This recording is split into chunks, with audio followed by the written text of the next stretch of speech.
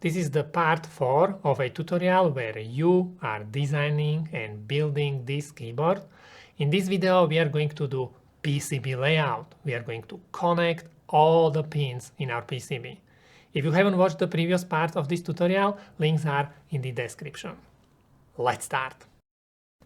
Before we connect everything, we would like to set some rules. So in design rules, load the default rules for JLC PCB multi-layer PCB manufacturing.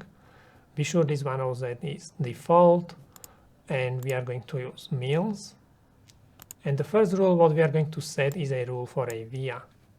And via is something what will connect all the layers on our PCB together. Here I'm going to change this to 24, and this one I'm going to change to 12.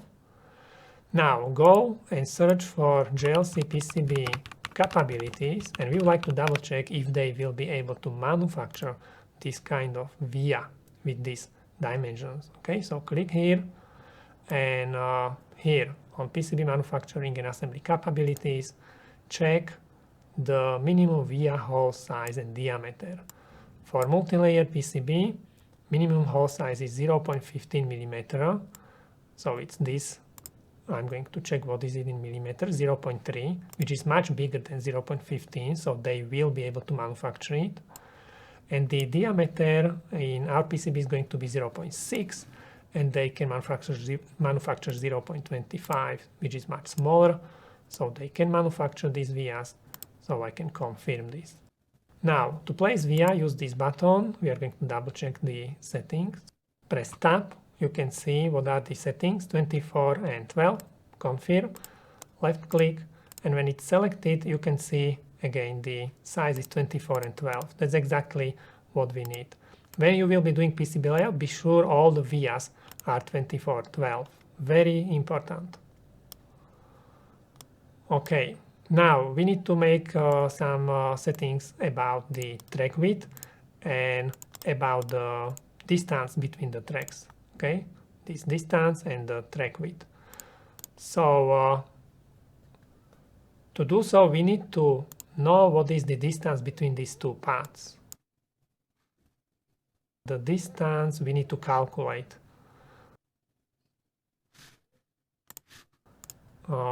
Based on the position of the path, these two paths, I'm going to calculate what is the distance between the middle of the paths.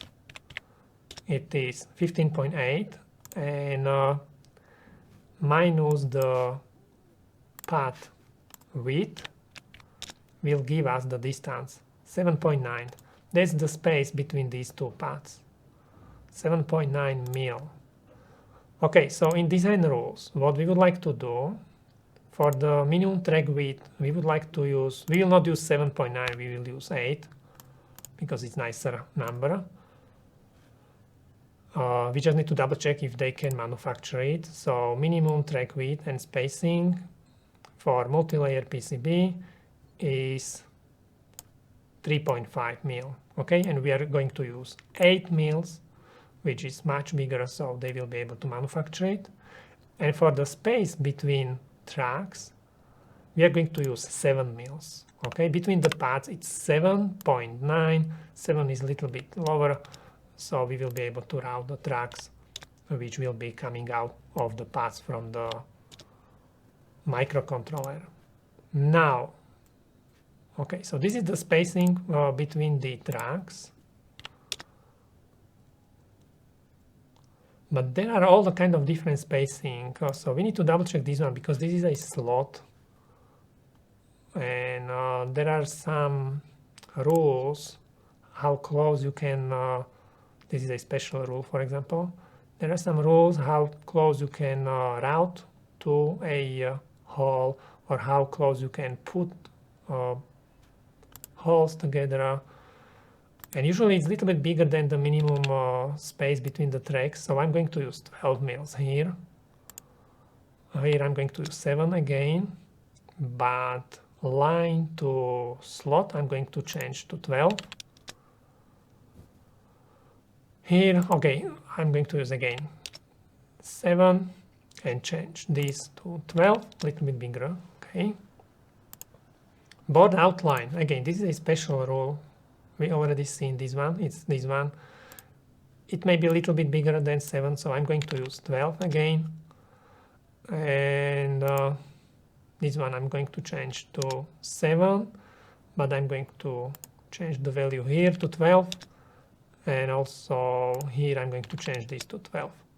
Okay, so use this as a starting point.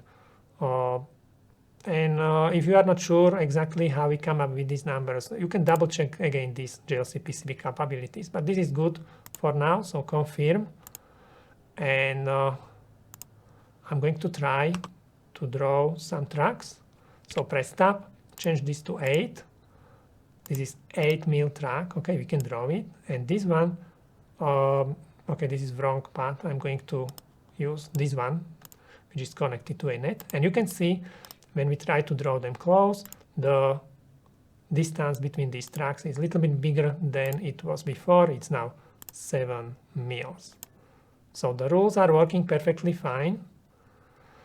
Now we have 2 layers, top and bottom layer. But sometimes these tracks, they can be very, very, very long. And it's very useful if, in these cases, we have something what is called reference plane. So instead of 2-layer PCB, we are going to use 4-layer PCB. I'm going to change this to 4 layers. And these 2 layers which are inside of PCB, I will change them to plane. Watch what's going to happen. You can see these are the new layers. And I'm going to change them, I'm going to connect them to ground. So inside of our PCB, we have 2 big ground planes. And this is what will help to keep quality of the signals which will be routed on top and bottom layer. Okay. Now I'm double checking. Okay. Now we don't need to see them, so I will hide these 2 layers. And we are ready to start doing PCB layout. So I'm double checking where these paths are connected. Just hover cursor over a path and you will see it. We would like to use a little bit smaller grid for layout. This is the button which is connecting. Press tab, change the width, and watch how the cursor is snapping there, because make the bottom layer active. And when it is active, the cursor should automatically snap to the middle of the path, and it should be easier than route the tracks. Press tab, change the width to 8, and just use left click, and connect these 2 paths together. Do it for this one. Again, press tab, change the width to 8, confirm, and route very close to the previous track. Okay. Left click, change this to 8, and left click, and connect this last resistor. You can double check the width, just select the track and you can see it's 8 mils, perfect. And be sure there is distance between the board edge and the last track what we routed.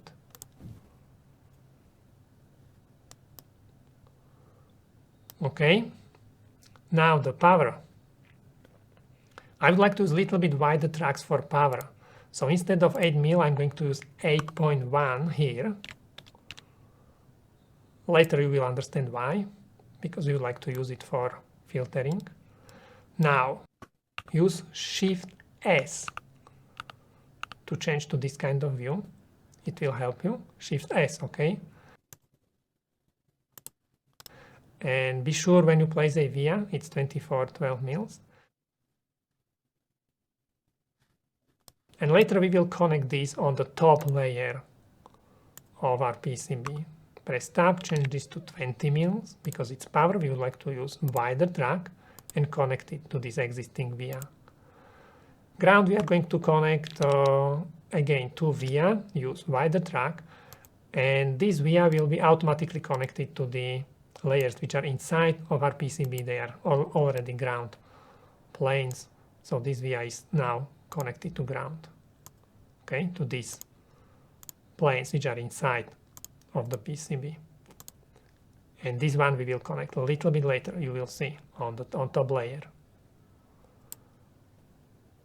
Okay, perfect. Save everything, and we are going to continue. Next, these are not connected because they don't have net names, so you can see they are not connected. And this one is again power, so default is 10 mil. We are going to change this because I just have to keep changing the width. So in design rules, find the track width and change this default to 8. It will make the layout easier. So now the track width is 8. We would like to use a little bit bigger because it's power 8.1 and connect it. And again, use wider track 20 mils and connect this to a via. And later we will connect the via on the top layer of our PCB. Okay, don't forget, we will connect this later. Now the ground, do exactly the same, okay, wider track 20 mils and place a via here. Now it's connected to the layer 2 and layer 3, which are inside of our PCB.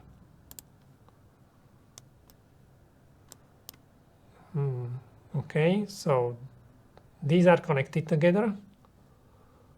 First I'm going to connect these ground pins because I would like to see where we have to place vias. So later when we do layout, we just go around these vias and it's very useful. Okay, copy it where the path is and place it. It's very useful because if we don't place vias now and we draw the tracks, then later maybe we would have to redraw them when we will be placing the vias. But now we know where the vias needs to be.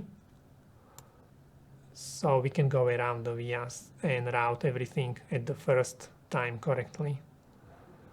Okay, so don't go very close to the PCB edge. Route it like this and connect it. If you are not sure where exactly I'm placing my cursor, watch the X and Y position, okay? In bottom corner, you can see where my cursor is located. Okay, and draw the tracks like this. Perfect. Connect this filter and one more. This one. Okay. If you would like to adjust, just left click, hold it down, or a left button, hold it down and move the track. It's very easy to adjust the tracks.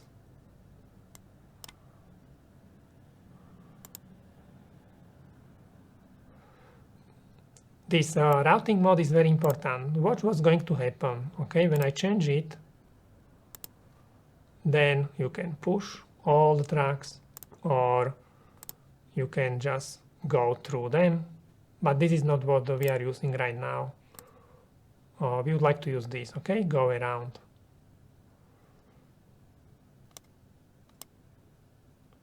Be sure you use same setting. It will make it will make the layout easier for you.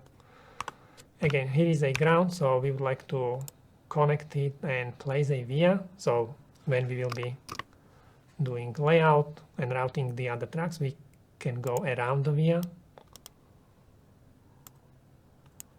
Okay.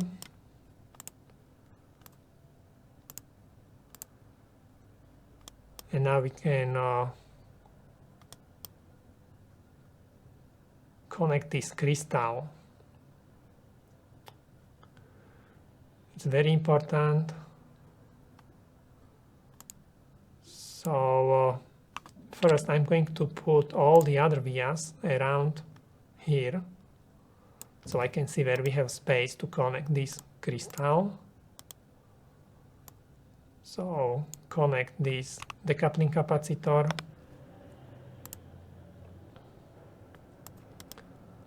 power and ground. Also connect all the grounds here. Again, we are doing this so we know where we need vias.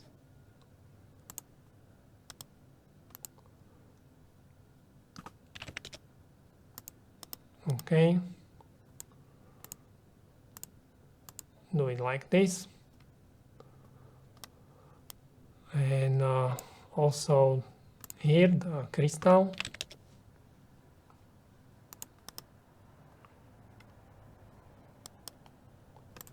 One more.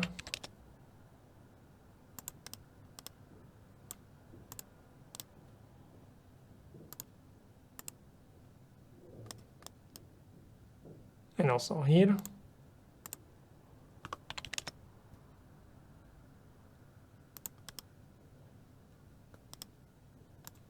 Okay. And I'm going to just copy this and place it also here and here.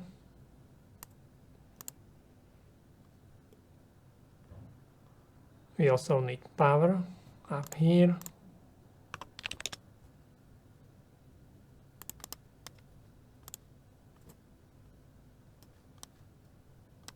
And ground here.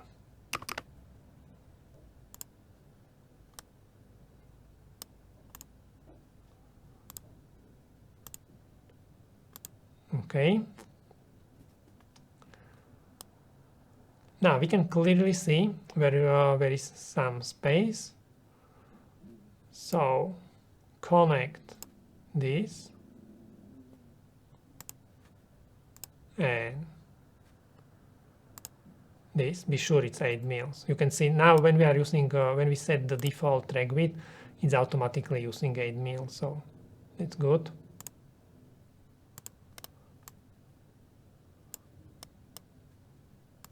Okay.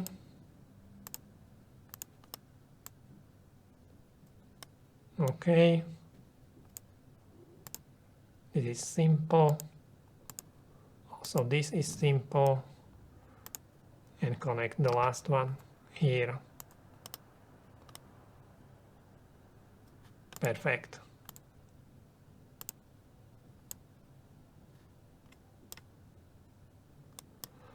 Next, power. Make it a little bit wider and connect to this decoupling capacitor. This one I'm going to move a little bit closer.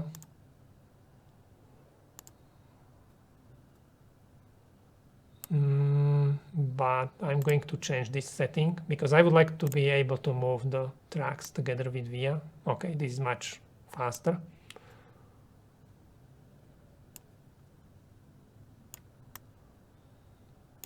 Okay. I'm just trying to keep distance between the power and the tracks of the oscillator. Of the crystal. Okay, now we need to connect this power 8.1 connect it here.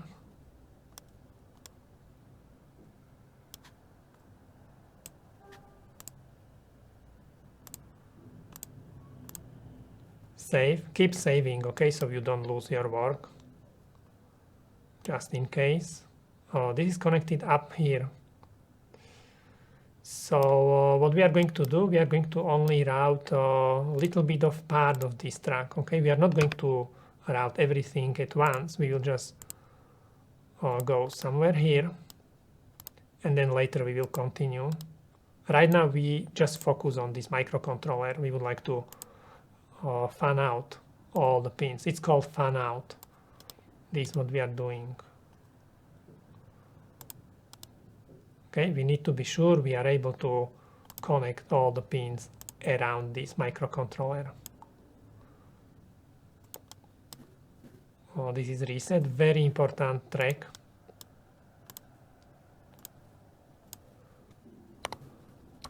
Oh, connected like this. If the track is not bending the way you would like, use spacebar. Okay, spacebar when you are routing, and when you use spacebar, it helps.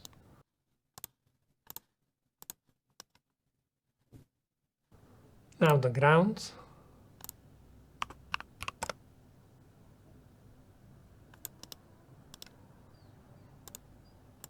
Okay, and the second pin or second path.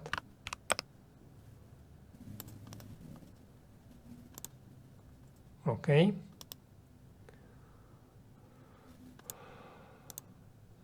Next, what is next? Let's have a look.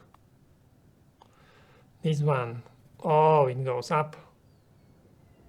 These are connected to the encoders.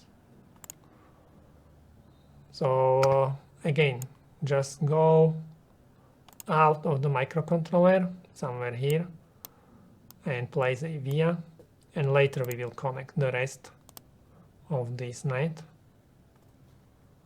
Connect the other pin, press spacebar to change the suggestion or direction of the track. Okay, this one, again, encoder. So just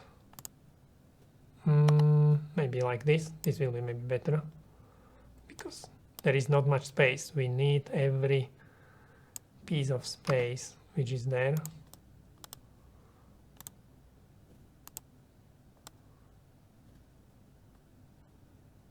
Goes up.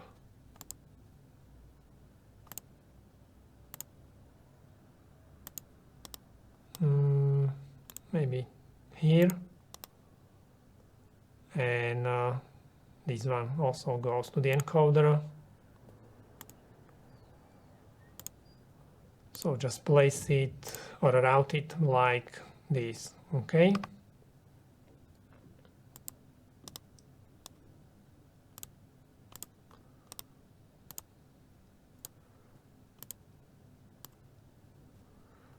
Now,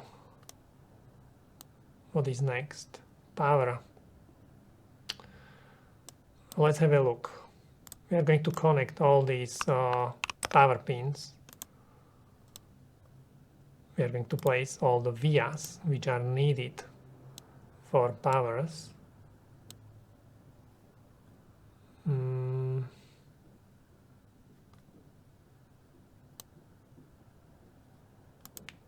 Let's do it also here. This one is easy. And we can copy this and paste it. It's a little bit faster.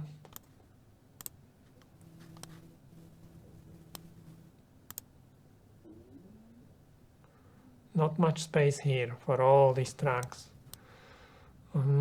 Maybe I will move it like here.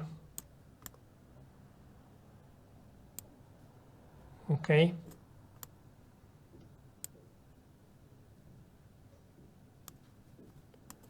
And one more ground here. So sometimes people ask why we would like to have a via for every single ground pin. If you are not sure why, then just do it this way, okay?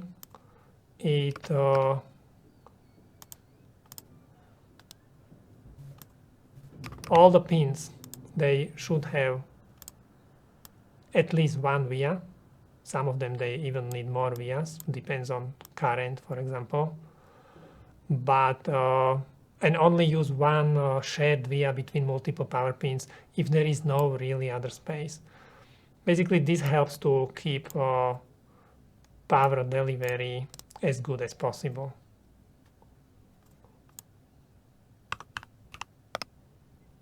Many people ask actually this question, like why we have to use via every single pin Y, we have to use separate via. Because theoretically we could connect all these ground pins and power pins together, but as I said, if the pin has a dedicated via, then it keeps keeping the power quality high.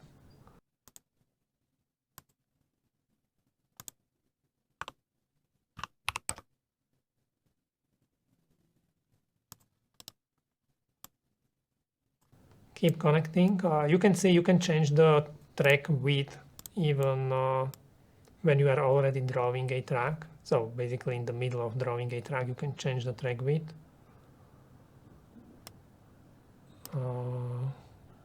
Okay, let's connect also this one.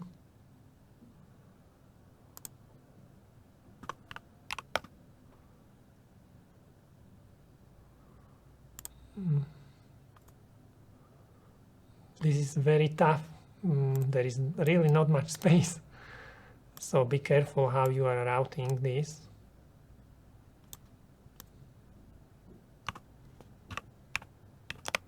If you are not sure, do it exactly the same way as I do it.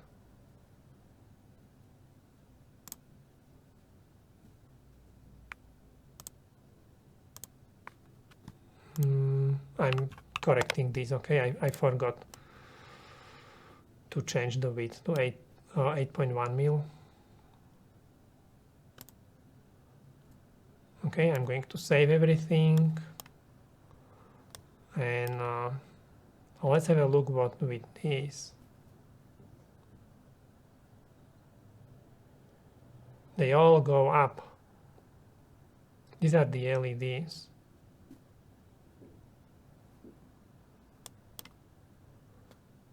Okay, so connect this one. This one is the buffer.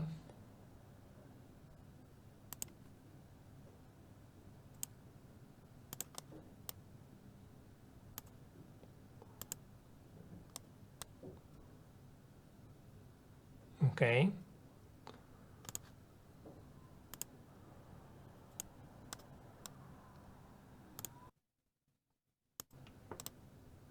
Later we will connect this on the top. And these are the LEDs.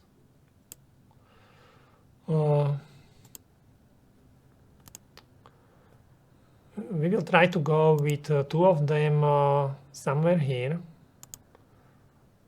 because there is space only for two tracks. So let's go with this one here.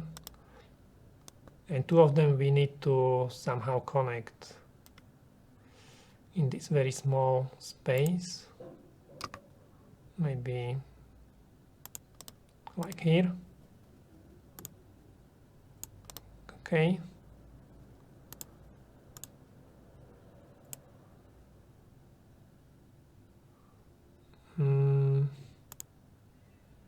Be very careful here.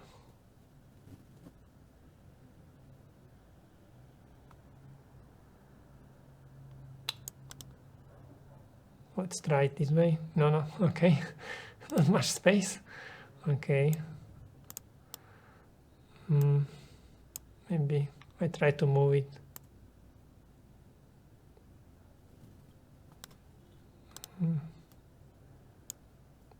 Maybe now. Ah, okay. Okay, perfect. I can go out. So this was very critical place on our PCB.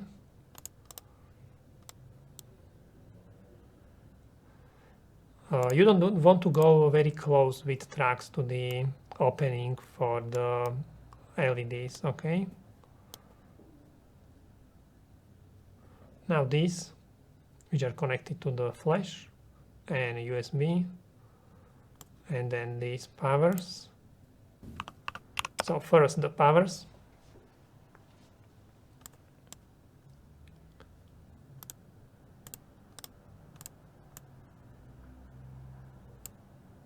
vias are actually taking a lot of space. When you are routing very high density PCBs, vias are actually more difficult than tracks.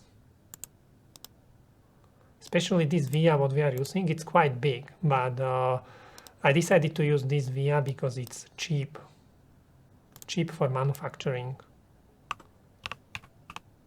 these big vias.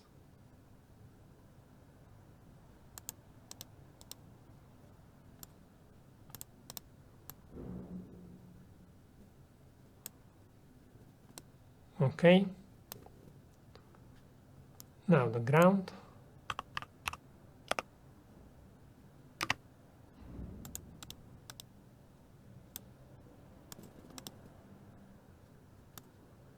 Also here.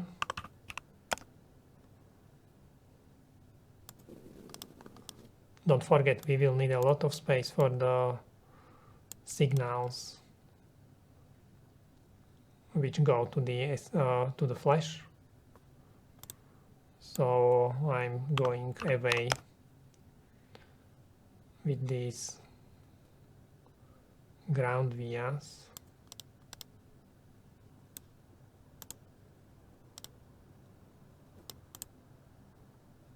Okay. 3.3 volt analog. Again, it's power, so use 8.1. There is only a little space to connect it. Definitely not space for 20 mil tracks. But what can we do?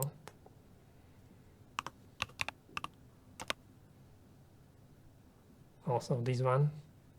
Not the most optimum, but yeah, there is no other way how to connect this. Here you need to be careful because these are same nets, okay? So just by eye, keep the distance.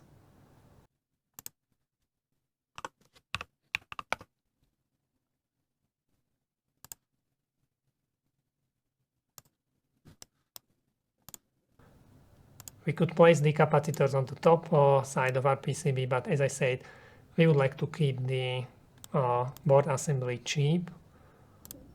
So we only would like to have all the components ideally on the bottom side.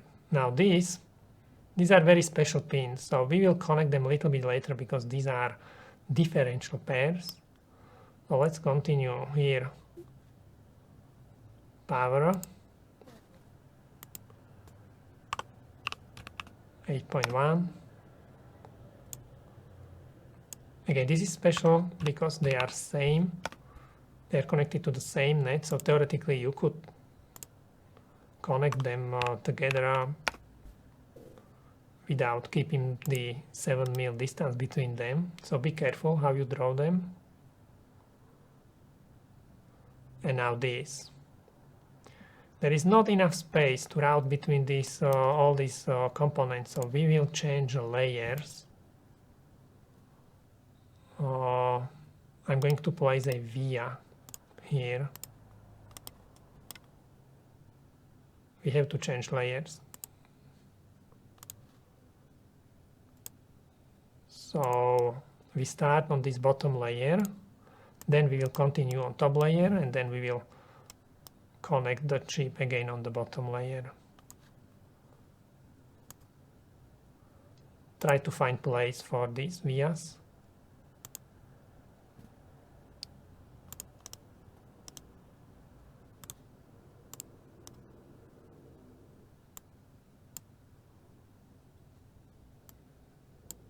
Very little space.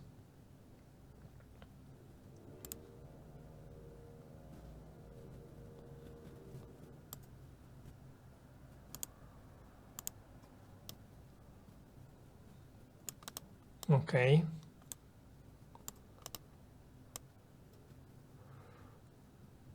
And this one, maybe here. And one more left. This one.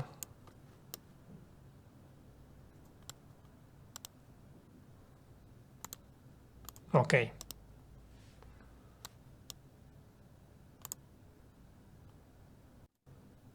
Maybe I'll adjust this a little bit. Okay.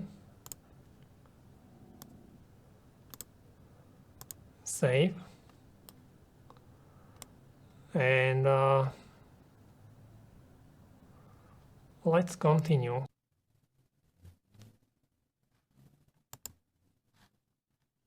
Don't forget, I use this Shift S command, okay? That's why we still can see the bottom layer, but it is just gray color. When you multiple times press Shift S, you will change this kind of view. You can try it. Keep this clock away from all the other signals. Clock is always kind of critical signal or critical track. Now connect this one.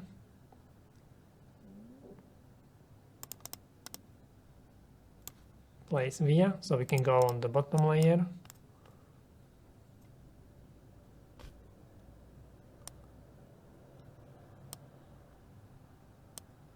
Okay. Connect this one.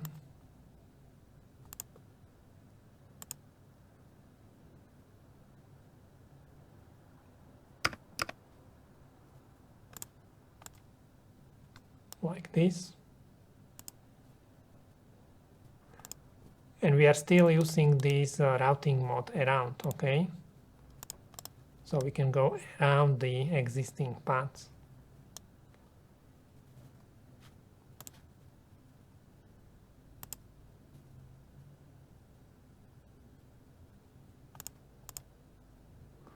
The white border, what you can see around the track sometimes, it's showing the clearance, how close you can go with the tracks.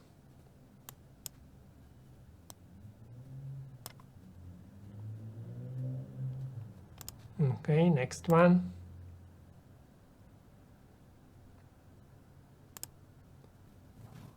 Now you can see the white borders.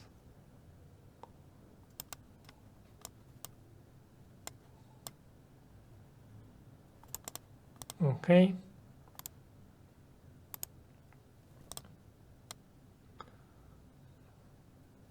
And one more.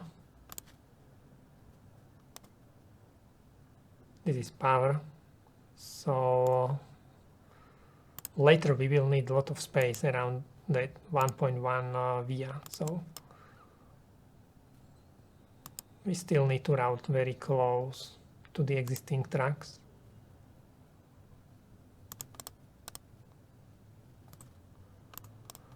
Maybe like this. Okay, make it nicer.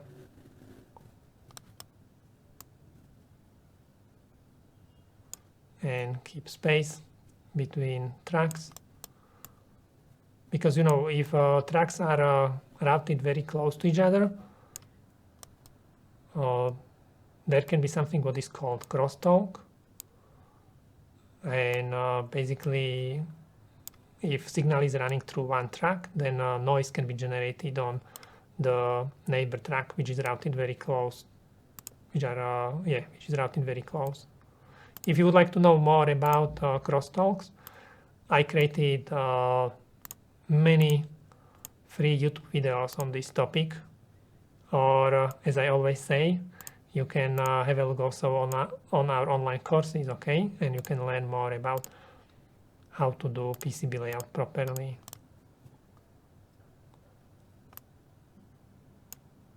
This is the critical important signal, it's the clock. So keep it away from everything else because of crosstalk, for example.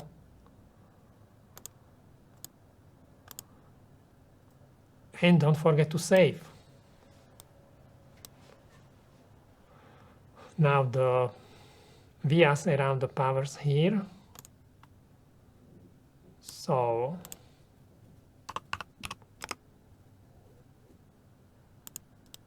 place one here and connect the decoupling capacitor.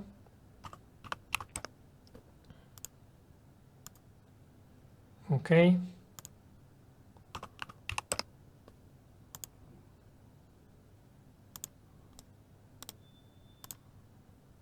Okay. This is also connected to ground. Because we have this ground plane inside of our PCB, it helps a lot. It not only helps keeping the signal quality very good, but also many components are connected to ground, or many pins or paths are connected to ground, and it means we can actually use only these very short tracks, and we very easily connect these ground paths to the ground plane. If you only route, for example, two-layer PCB, you have to also route the ground track, and that's a lot of space. Very complicated. Actually, if you are starting with PCB design or PCB layout, you don't want to go very close to the PCB edge. If you are starting with PCB layout, I recommend you to use 4-layer PCB instead of 2-layer PCB, because 4-layer PCB can keep quality of the signal very well.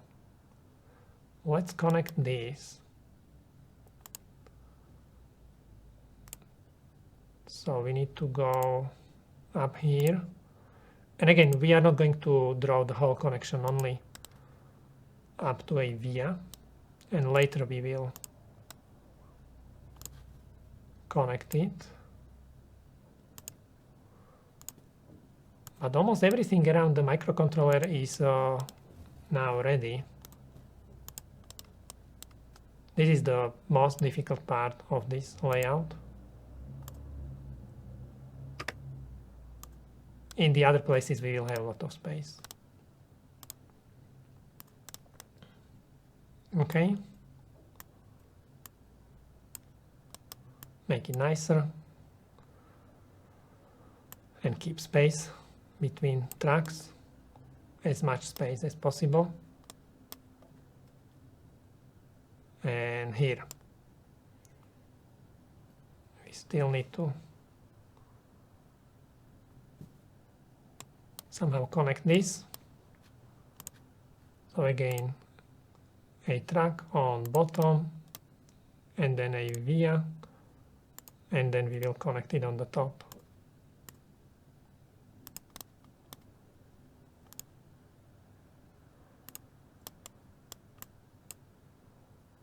I'm going to copy this and paste.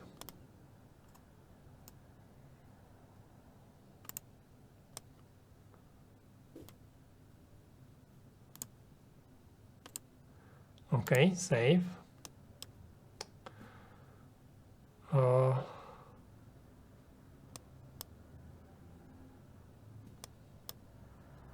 I'm checking how these are connected. Okay, we forgot this one.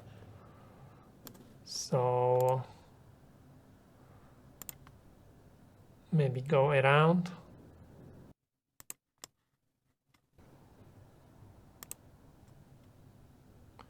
And we can place a via somewhere here. So place via. And yeah, double check if we connected everything. USB we will connect later.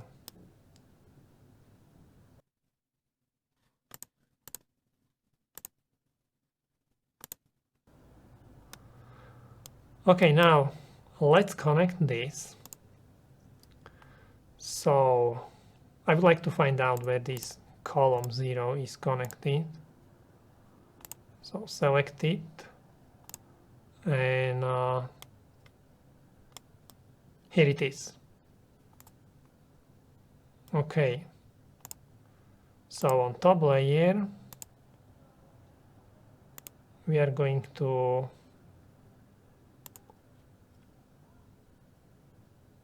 connected here. But to make layout easier, we are going to split the layers between horizontal and vertical routing. Okay, so all these vertical lines and horizontal lines will be routed on different layers. So on this bottom layer, we are going to route these kind of tracks, horizontal tracks, and all the top layer, all the vertical tracks. If you don't do it this way, you will have a lot of problems to do PCB layout. This helps a lot if all the tracks on one layer are routed same direction.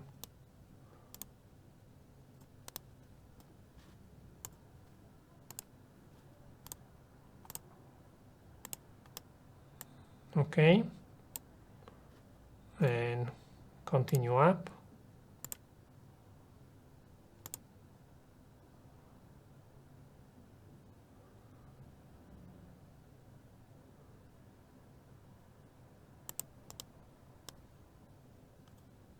Here.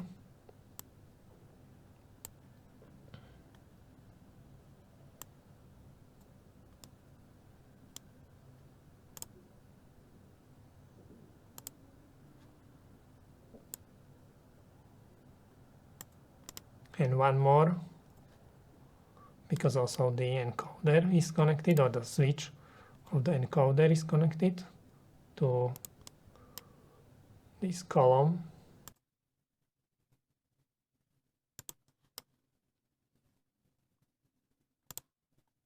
Okay, connected.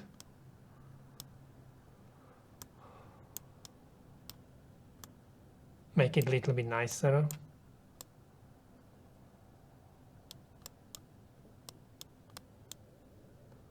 Perfect.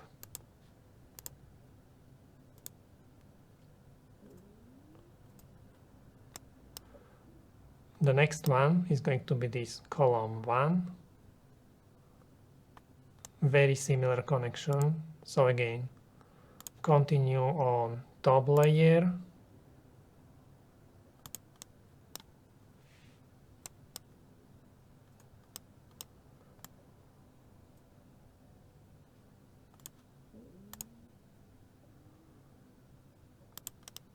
Change here to bottom.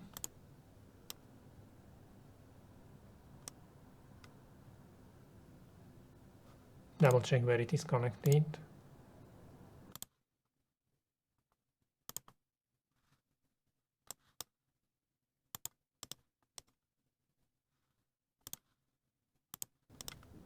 And I'm going to route it this way because there will be some tracks on the bottom.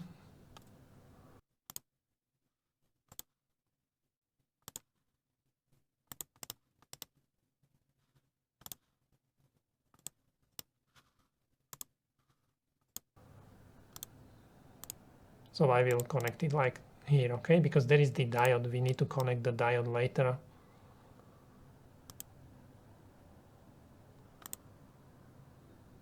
And we need it to go on the top anyway, so this is easier. Connect it on the bottom. And continue.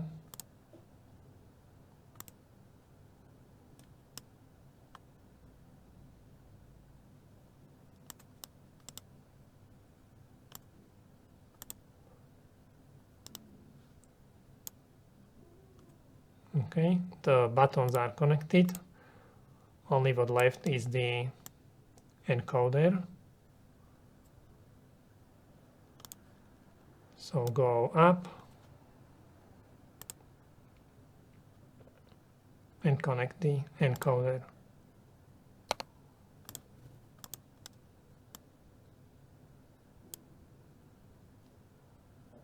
Okay.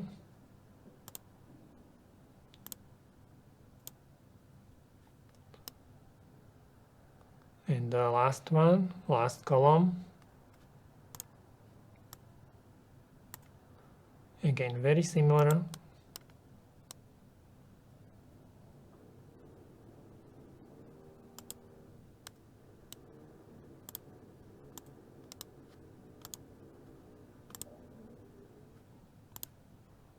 connect the button,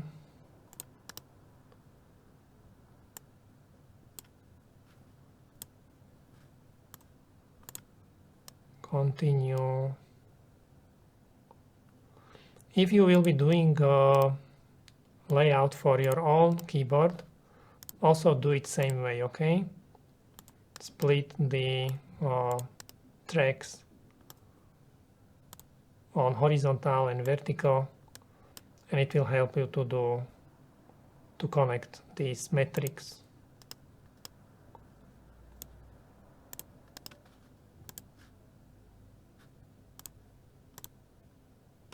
Okay.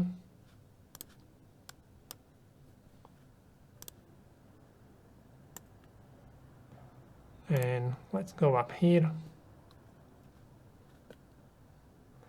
Again, there will be a lot of tracks around. So I'm going to change the layer here. We will need some space here. And I'm going to connect it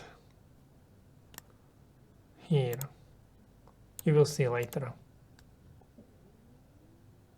Especially there is the USB, which we'll need to route. Okay, so these are connected. Now the rows. Where is this one? Here, where the filters are.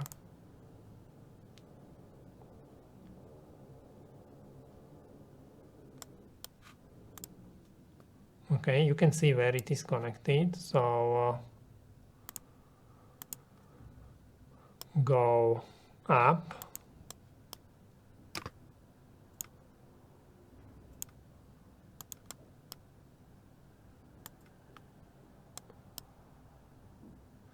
I'm very careful going around all these holes for the buttons.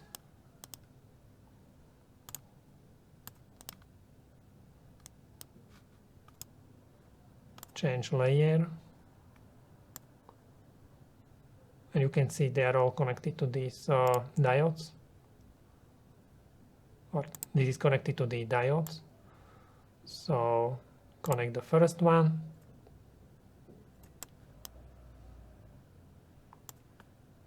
Connect the second one.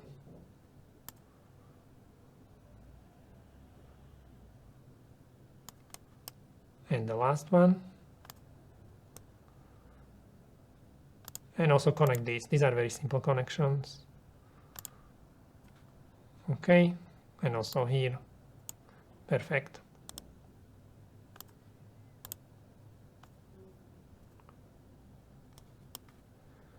Next, this is the next row. So double check where it is connected. You can see. On the top layer, we will go up.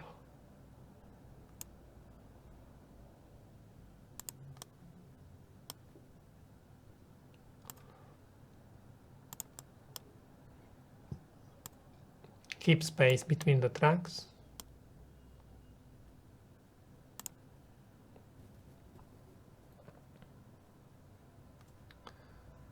And go up here, maybe. We need a via. And I'm just double checking the space between the tracks and all the holes and everything.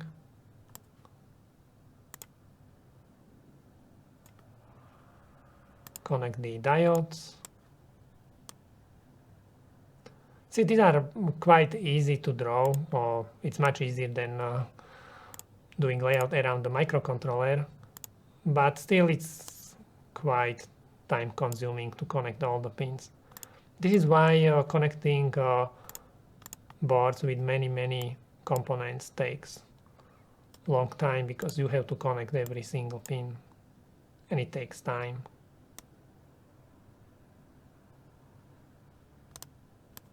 Okay.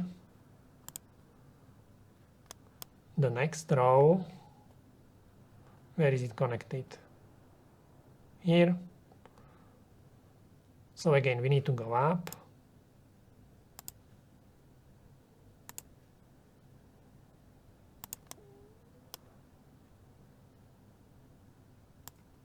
keep space.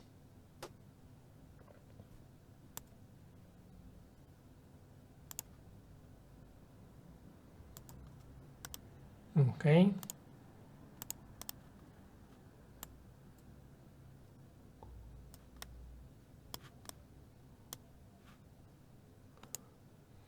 And connect the diodes.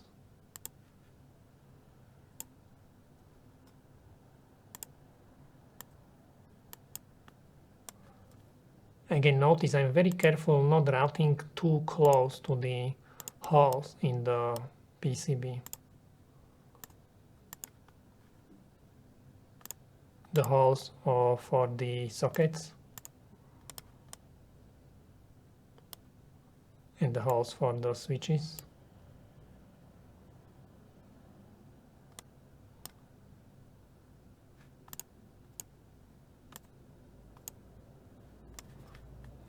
And there is one more row. This one is connected to the encoders.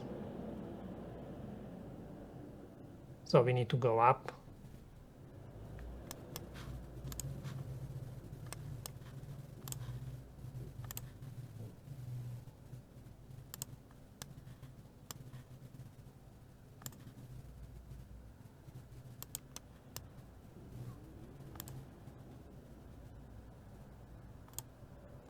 Okay.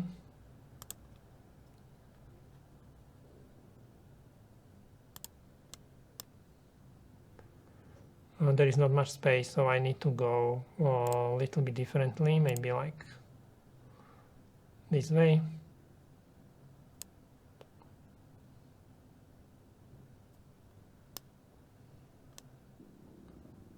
And here we need to connect these, so I need to go around, maybe like here.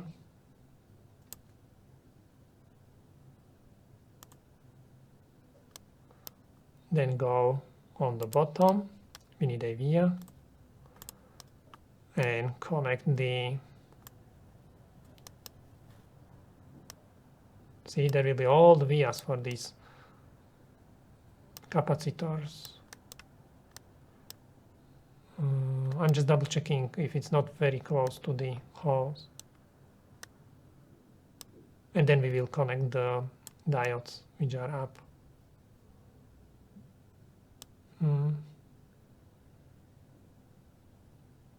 Okay.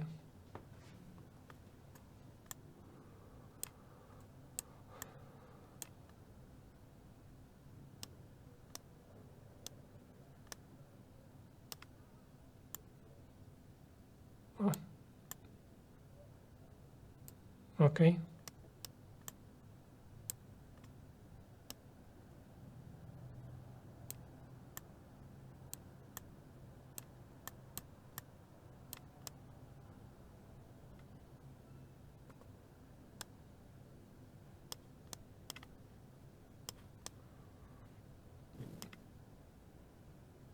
Okay, now we can go on the bottom and connect the diodes.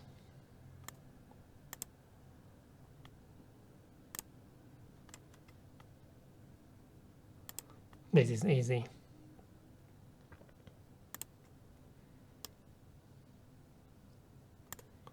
Need to go a little bit around.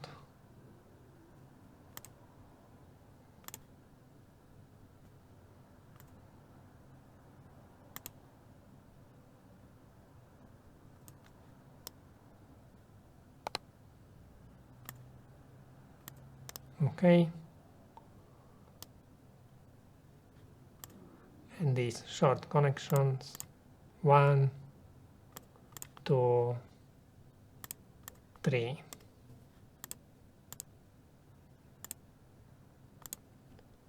Save everything.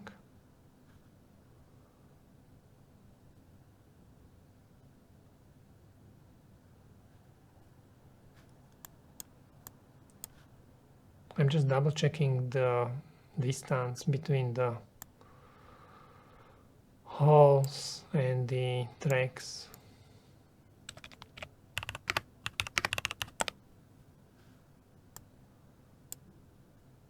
14 mils. So grid size is 5 mils. It needs to be at least 3 dots away. 1, 2, 3, 4. Okay, so this is good.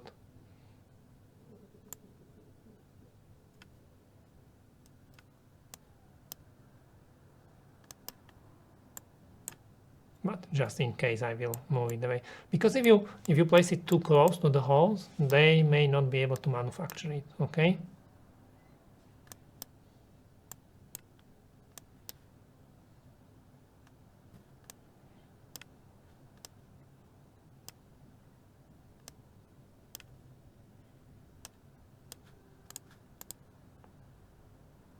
Okay.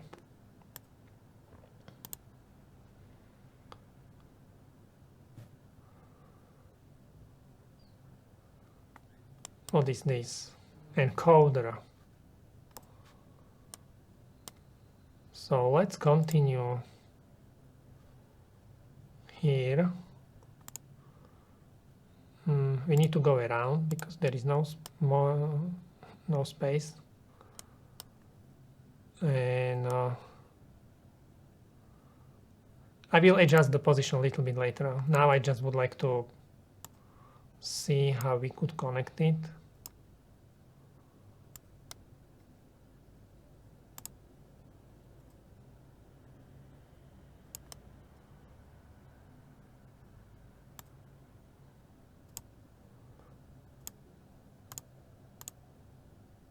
Okay, so this is why I left the space there, because I knew there will be vias.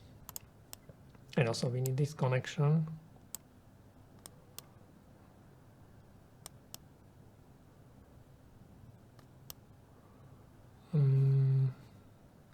This one, that's the second pin. So I'm going to connect it.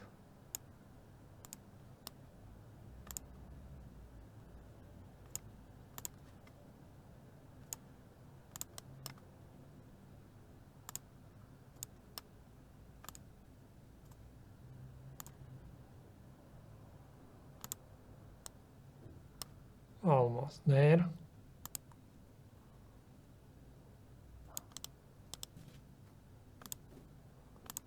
Okay. And now maybe adjust the tracks.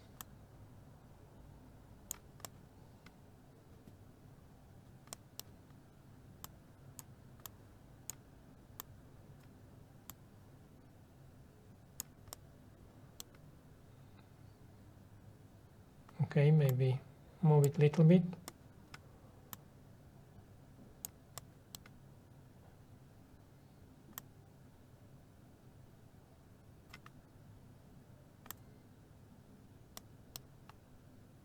This one is too close.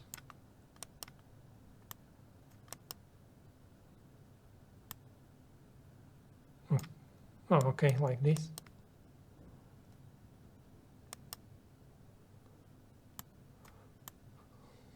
Put it away from the holes.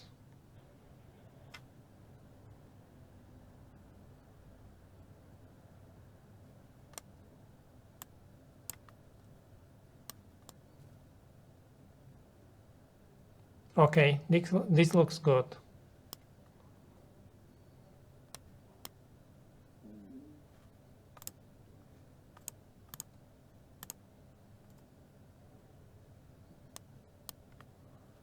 I'm going to connect this because it is exactly same for every encoder, all these connections.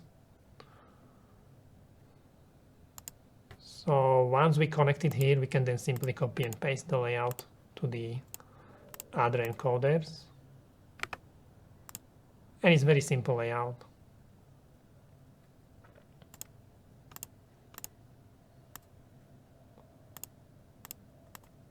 Just connect everything.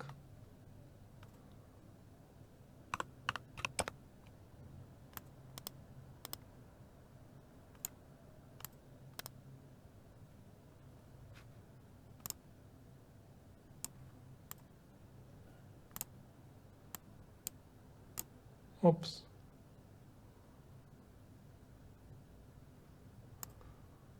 I don't want to work with components.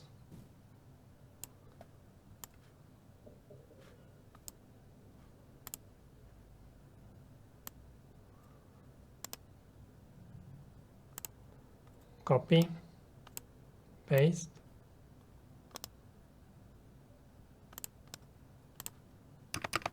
and paste also here.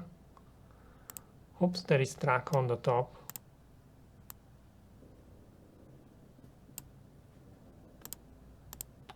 So maybe first move this a little bit.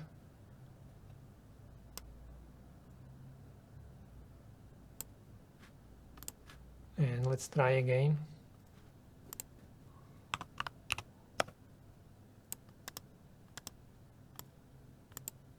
Okay.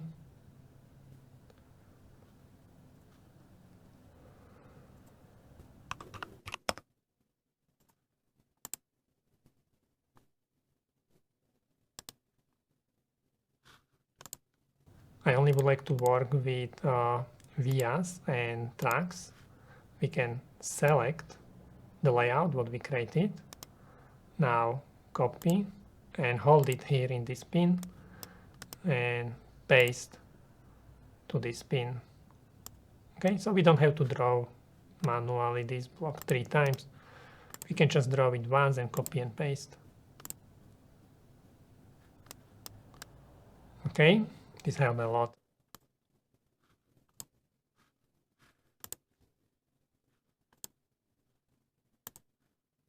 Don't forget to save. And we are going to connect these two. They are down here.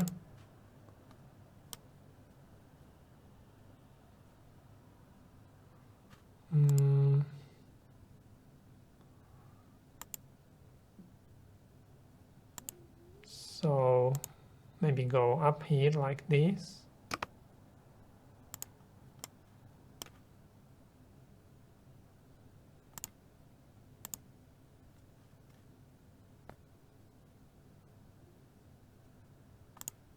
And we can connect it directly.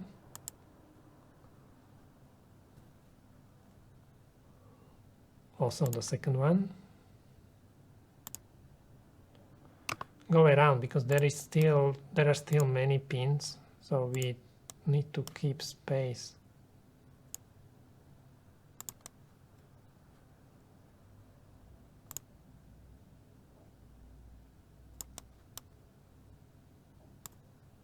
Okay.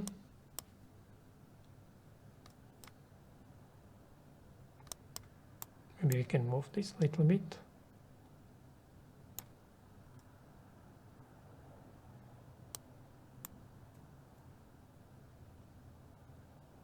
Okay. I like this better because there is now more space between the tracks.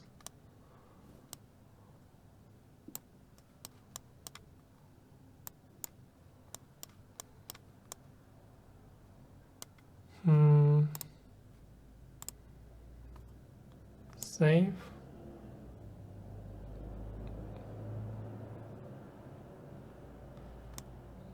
And these are next.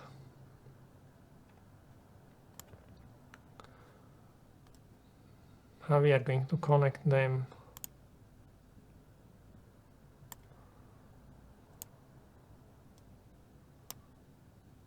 We just need to find some space.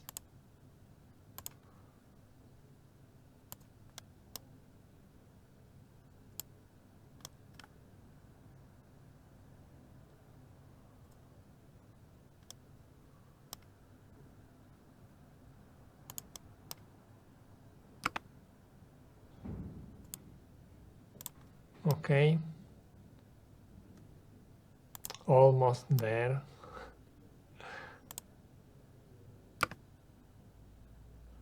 Don't forget, we still need to route many tracks, so I try to keep as much space as possible.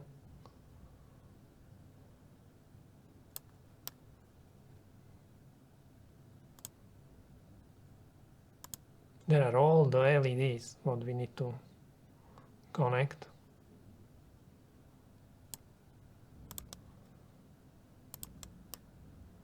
Okay. And there is also still the buffer for the LEDs.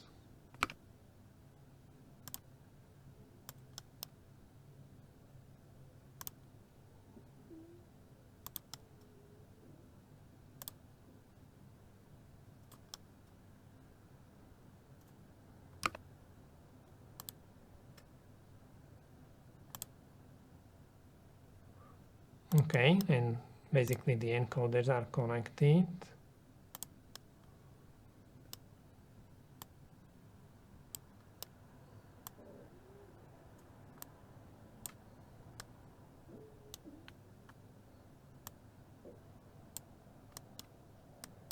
Nice.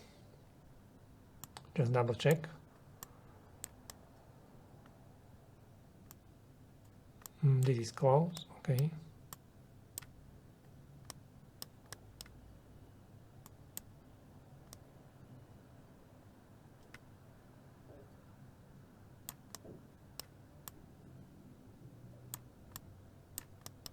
Okay.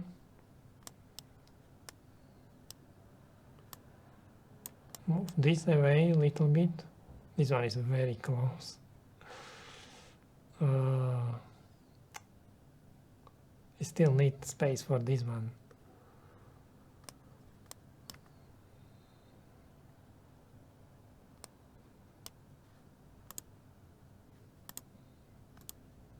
Let's continue and we will see later. So let's do the LEDs.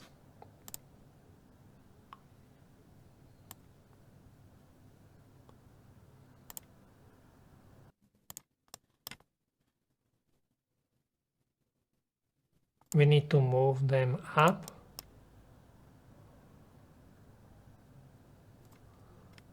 And then just find a way how to connect these to the LEDs.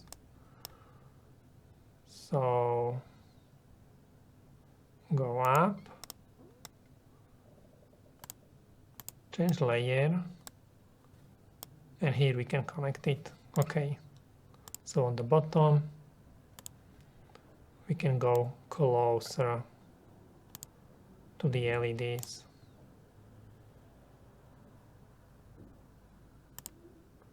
Perfect.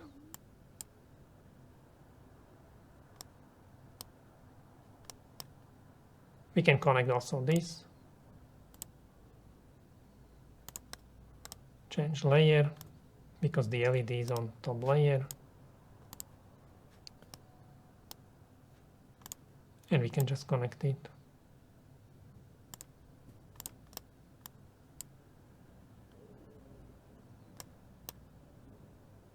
So this is the user LED.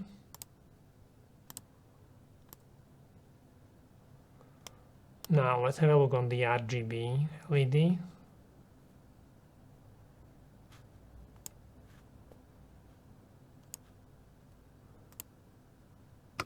We can route it similar way. Go up and then connect it on the bottom layer.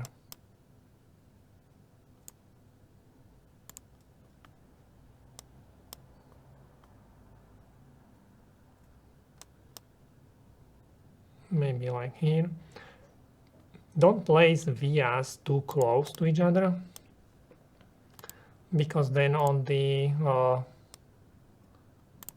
if you place them very close to each other, many vias very close to each other, then on the ground planes there would be big holes.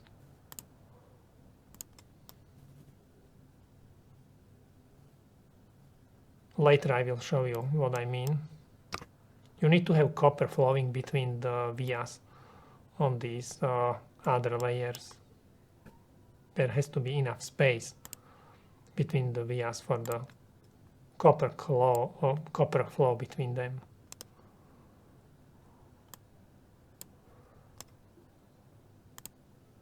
Okay, I can copy and paste it here. And also on the other resistors. And we can connect it.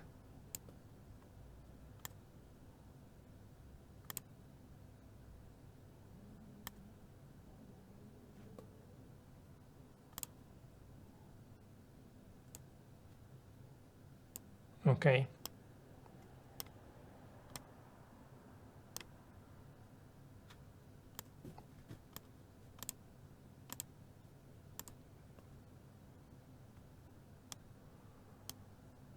Next one.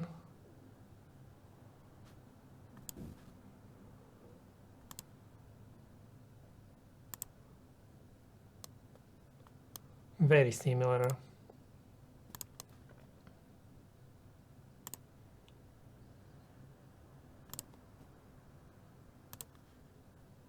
Go up.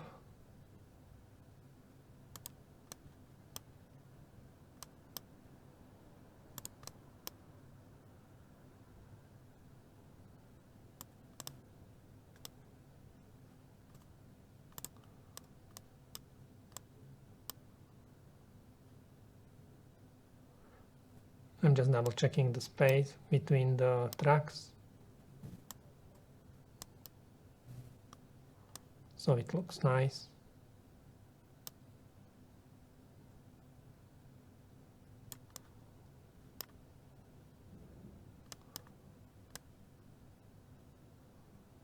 Okay, we can continue on the bottom layer.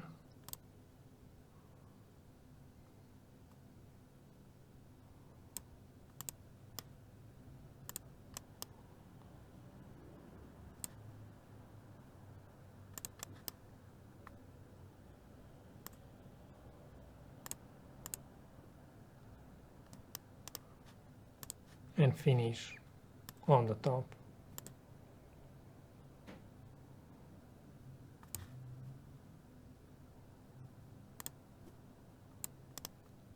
Okay.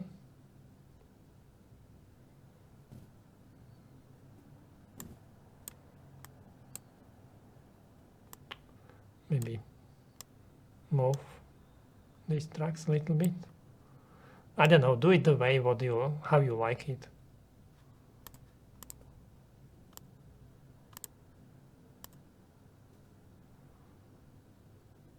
Only one left.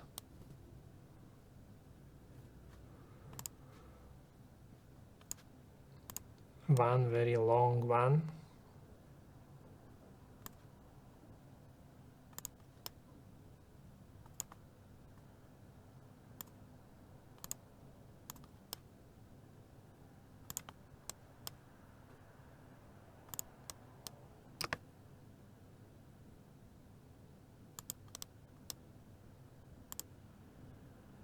Okay.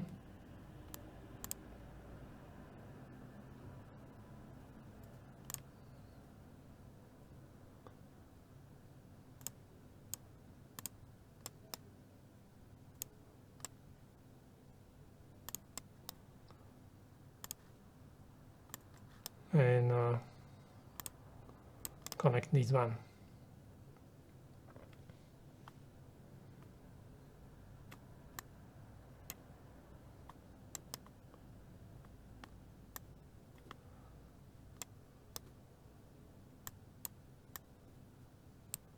Keep as much space as possible between the tracks.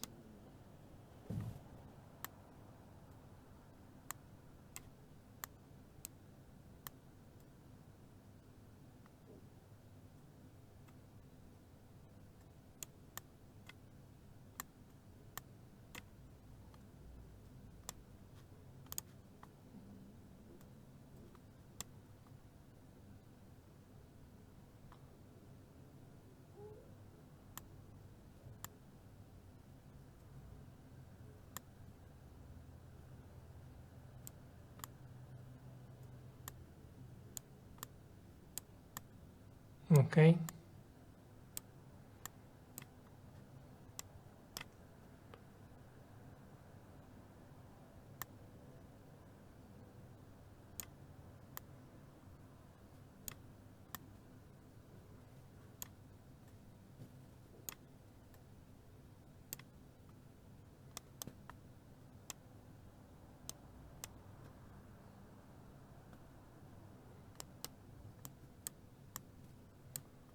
I'm just making this nicer.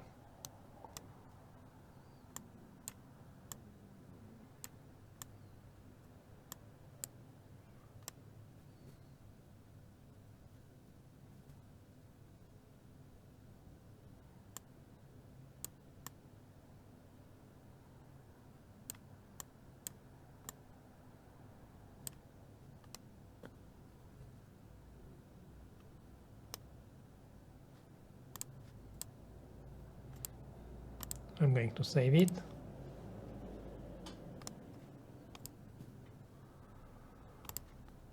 Now connect this and LEDs are connected, or the user LEDs. Power LED is still not fully connected. I don't know how to move this. Which one is nicer, this one or the other one? I don't know.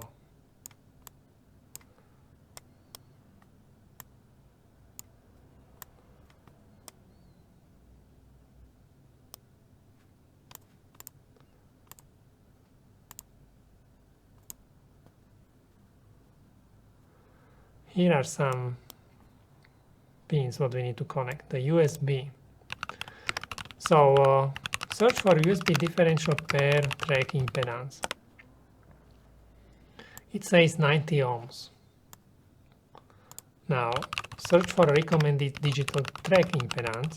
These are like standard digital tracks. 50 ohms. These two numbers are very important. Go to JLC PCB stackup website. Just search JLC PCB stackup and click here. And we are going to use 4-layer stackup and this one. Okay, this is the one what I selected because this prepreg is very thin, only 0.099. Remember this and go to impedance calculator. 4-layer PCB, all these are okay, 50 ohms and single-ended. For our stackup, this one, 3313, for our stackup, you can see the track width should be 6.1 mil for 50 ohms. And for 90 ohm differential pair, that's the USB. 50 ohm are all the other digital signals. We will adjust them a little bit later, you will see. But for the differential pair, for the USB, we need to use track width, maybe not 6.2. I'm going to change this to 7.5 because we would like to keep it 50 ohms, 6.1, okay? So use for 90 ohm differential, use track width 6.1. These are the differential pairs. And use the trace spacing 7.5. Remember all these numbers, very important. So we need to create a rule for differential pair to follow this spacing and track width. So 6.1 is the track width. And just use same numbers. And spacing is going to be 7.5. Okay.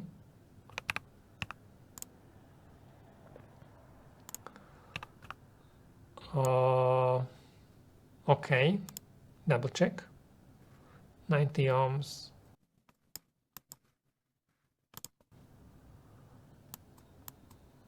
Okay. And basically when we use this rule for our USB signals, we would like to create new differential pair, then it will automatically route the signals with this width and with this spacing.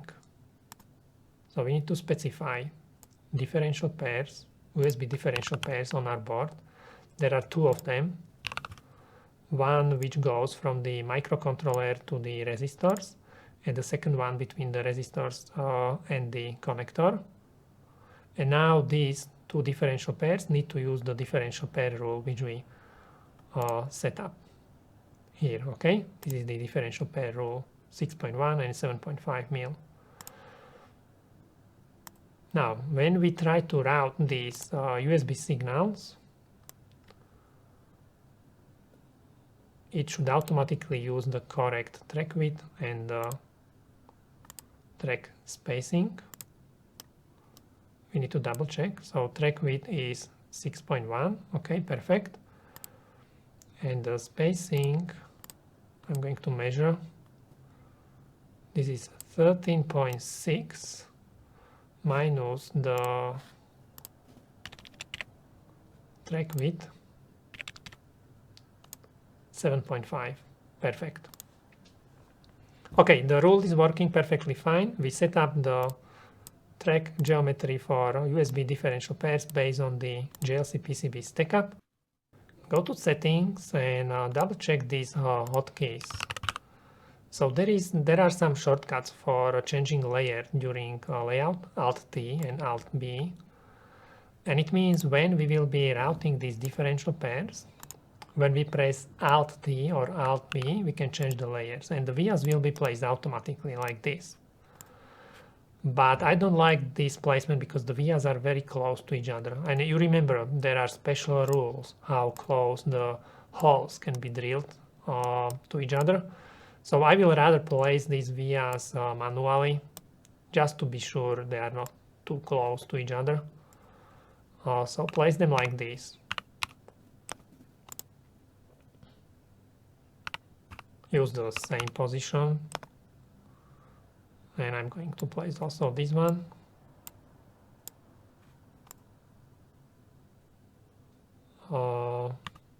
Place it like this. And this is okay. Okay, now let's try to connect these. So route, differential pair routing, and connect them. Okay, this is nicer. Go on top layer and we are going to route these two down to the microcontroller or close to the microcontroller because there are the resistors where we need to connect these two differential pairs.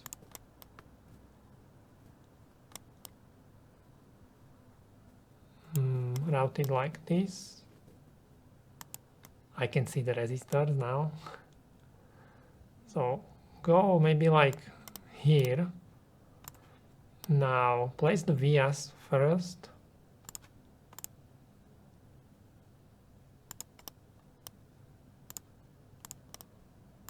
I'm going to use exactly same connection on the other resistor. And now go back to the top layer and connect it together.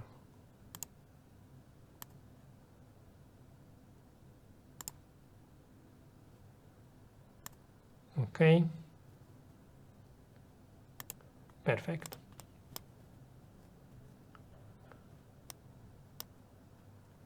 This is very important, or these are very important tracks. So be sure they are correctly routed.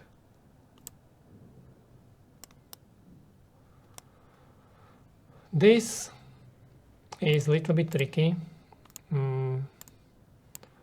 This is not the most optimum layout for USB differential pair tracks, but we don't really have many other options. So just connect it same way what I'm drawing here. Just keep this as short as possible because this part of the USB layout is not really following the proper differential pair routing. Okay, and we also need to connect it down here.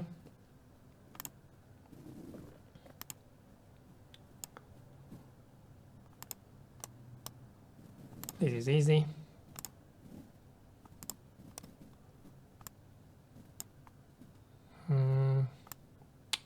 Doesn't want to move.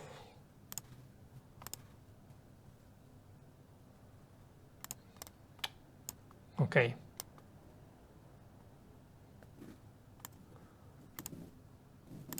Perfect. As I said, not the best layout for USB, but not much what we can do, okay? Definitely not the proper spacing. Next, what we are going to do next?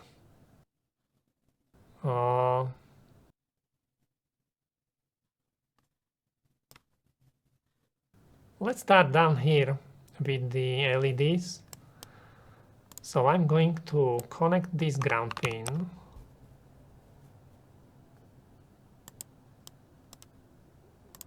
This is simple. And this decoupling capacitor.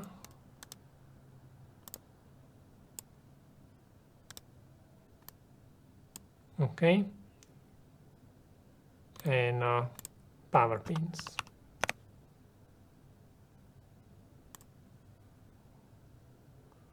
Do it like this.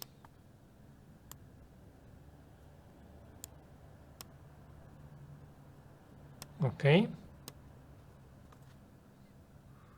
From here we would like to go up and we would like to connect to the other LED. So output from this light 1 is connected to the input of the light 2.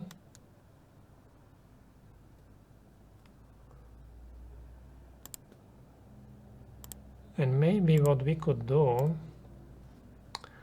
we could again copy the layout, so only work with vias and tracks. I would like to copy this and this. Now copy, hold it in the ground pin and paste it. So we don't have to draw it manually, and also it looks exactly the same on all the LEDs. Okay.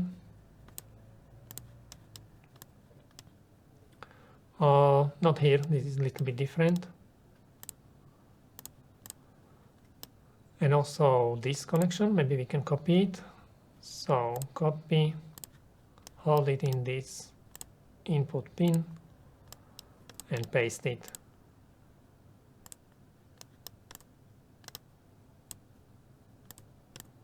Okay. And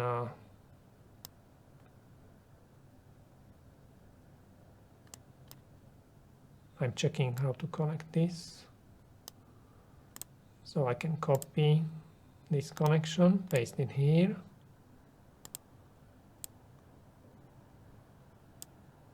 This we need to connect manually.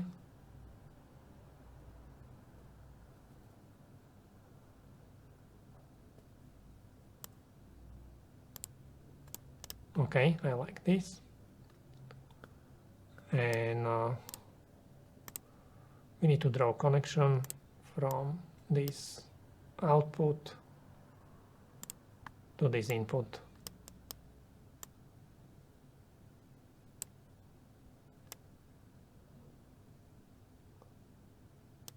Okay. Oh, ground is missing there. Copy and paste.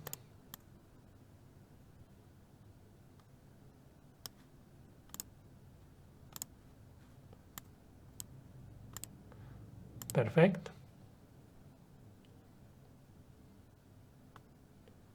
Now this connection is missing.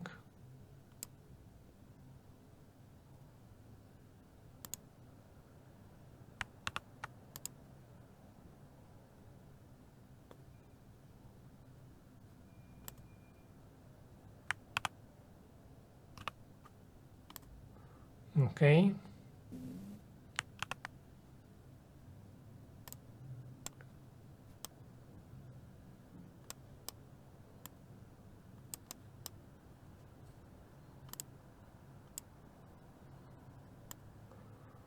Go around all these buttons and connect it down here.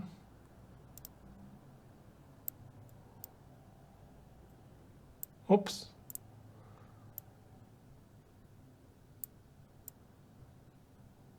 See, that's how you can move something by mistake or by accident if you don't lock it.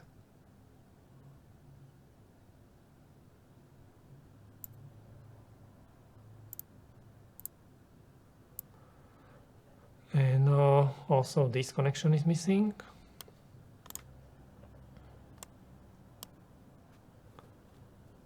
very similar as what we created. So go here and then go back on the bottom layer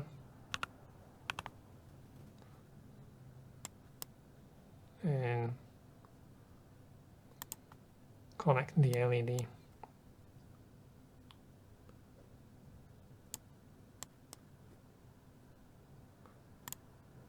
Okay.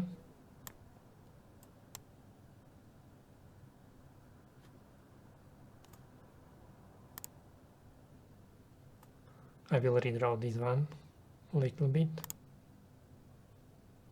and also this one.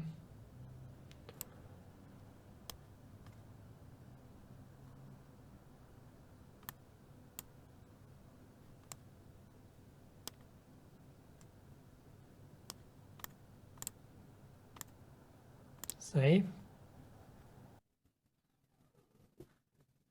Now this buffer, and as I mentioned when we were drawing this schematic, we are going to change it. Okay, so I'm not going to use this one, and the reason is I'm going to show you. I will open datasheet, and when we power up this buffer with 5 volts, then basically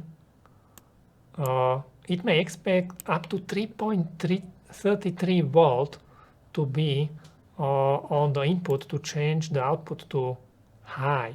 That's too much because our microcontroller is powered by 3.3. So it will probably mostly work, but there are better buffers for this. So I'm going to find better one from Texas Instrument, which will always work. Okay. It will not expect 3.3 volt, but a little bit lower value on the input to change the output to high. So I'm going to find what they have here. Push-pull. And this is the better one. If we have a look, it has the symbol and footprint, and when we double check the same value here in datasheet, you will see it's better. I'm just double checking the description.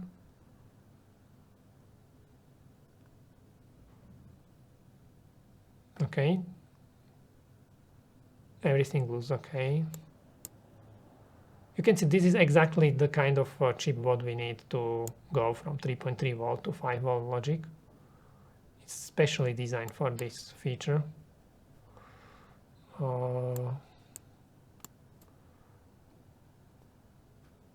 And this is what is important, okay? For 5 volt power, it needs maybe like 2 point something to go to 1, which is much lower than 3.33 on the other one, and 0.8 to go to low or to 0. Okay, so this is much better component. This is what we are going to use. I'm going to copy this number, and I'm going to find it. You need to be very careful with these components. Some of these parameters are very tricky, and you need to read carefully to be sure it will work in your design. I don't like this symbol. I'm going to change it. Definitely we would like to have input on the left side, output on the right side. So I'm going to save this into my personal library, and we are going to edit the symbol.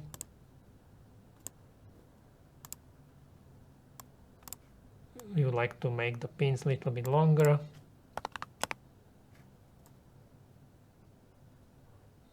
Be sure you are working with 0.1 grit. and place the pins like this. Much nicer, much better. Okay.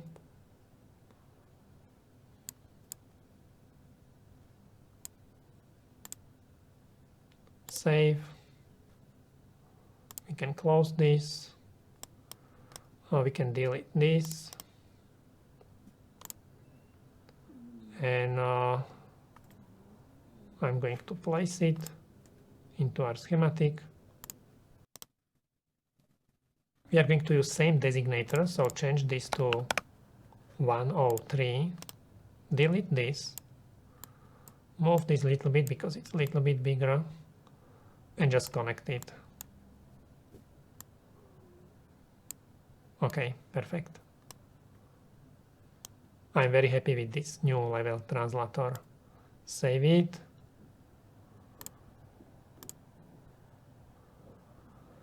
Now watch what's going to happen. So in schematic we are going to update our PCB. These are the changes. And now this is the new buffer. You can see, okay, it's the new one.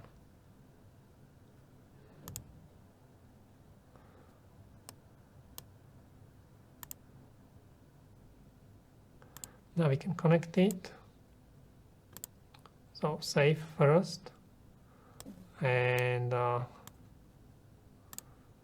it's very easy to connect this. Output of the buffer connected to the input of the LED. This is the power connected to decoupling capacitor.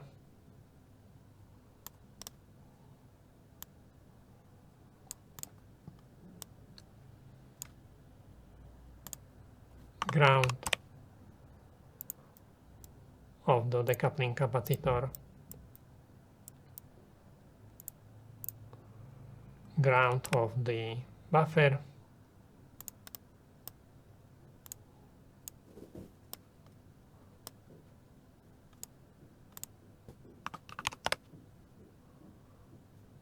We will connect this power a little bit later, but we need a via. It will be connected on top layer.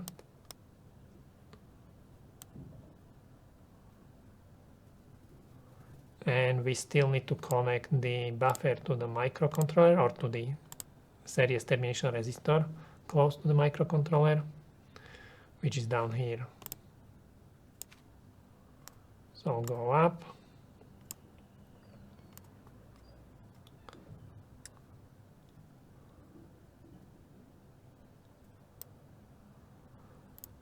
Place a via.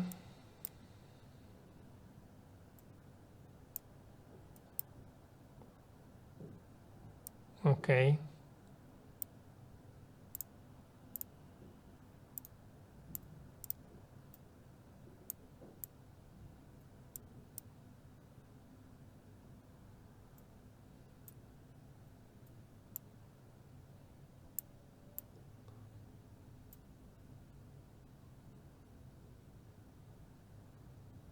This is quite close. I need to move it. Okay.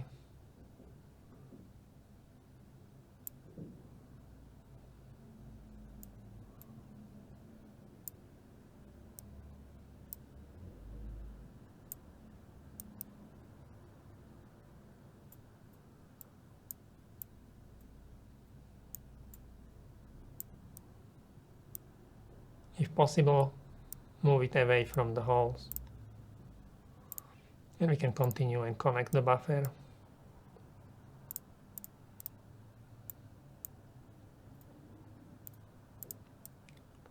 Perfect.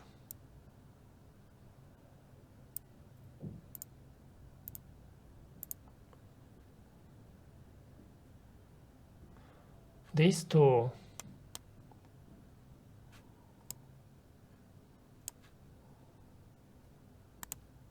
we need to go up.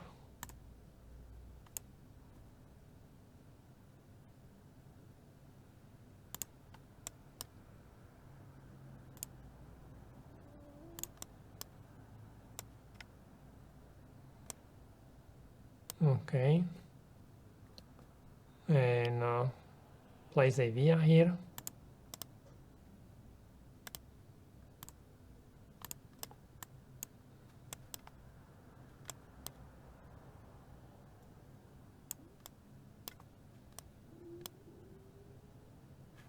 We can connect it on bottom.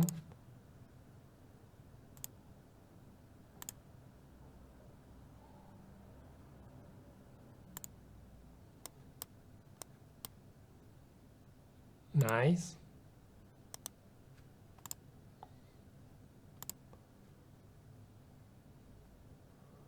And the second one.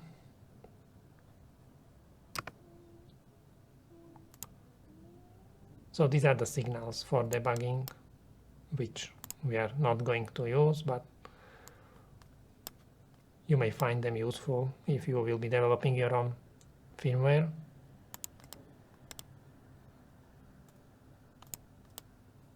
So it's useful to have debug header on the board.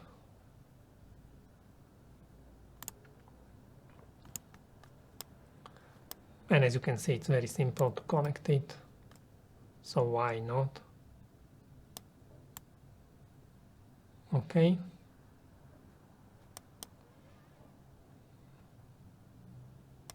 I'm just checking how far away are the tracks between them and also from the hole.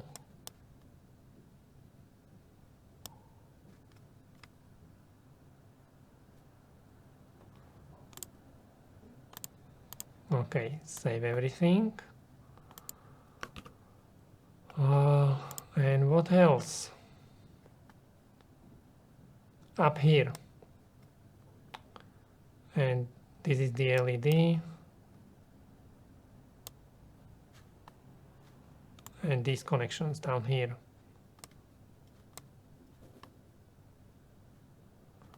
So let's start here. These are the simple connections to the 5.1K resistors.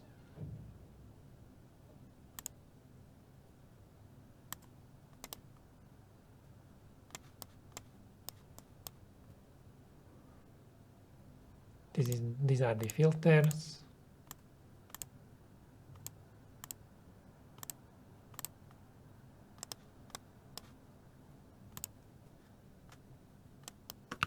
And this is the power LED.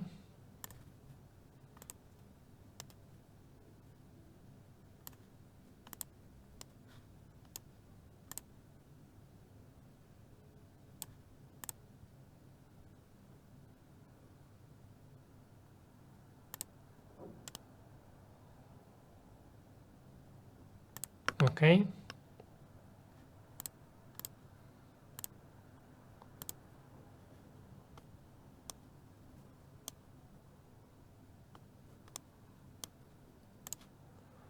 Now the grounds. There are many grounds what need to be connected here around the connector, around this USB connector.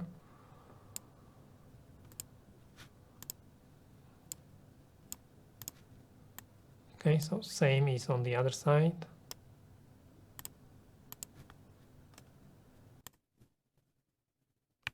Press X and Y on your keyboard, you can flip it. Super useful.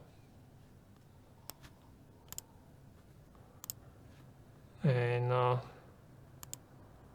connect the power to the protection, ESD protection diode.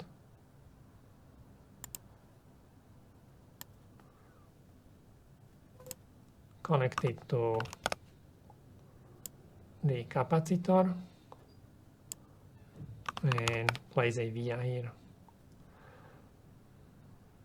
So right now our goal is to connect everything, and in the next step we will be improving the layout. So a little bit later we will actually draw some polygons and improve some of the signals, some of the tracks, but right now we just would like to connect everything.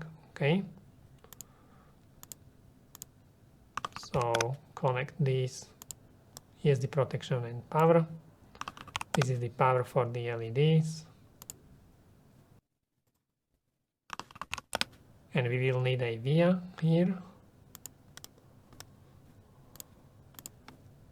So that's the 0.1 ohm resistor for the LED power.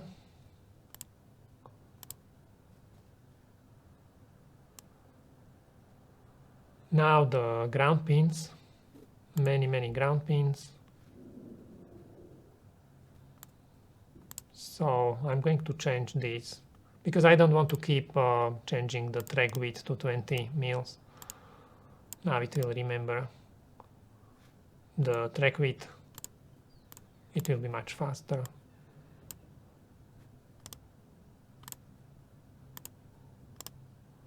These I can copy and paste.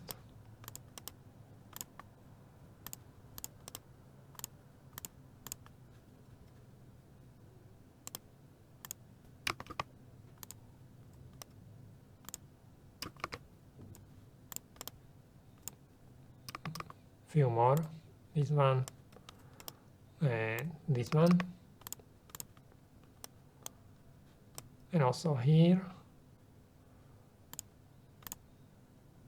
See, now it remembers the 20 mils. I don't have to use tab and change it manually.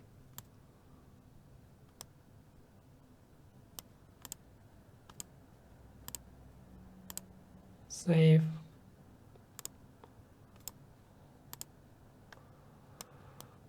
What else? This. I'm going to use even more. Okay, 30 mils. And change it to 40. And let's go down. Find the LEDs.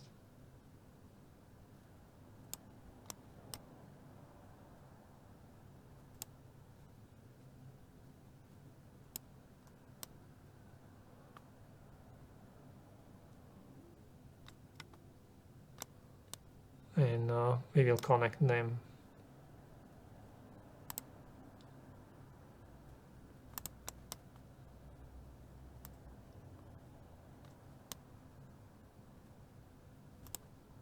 Draw it maybe like this. Again, don't go too close to the hole.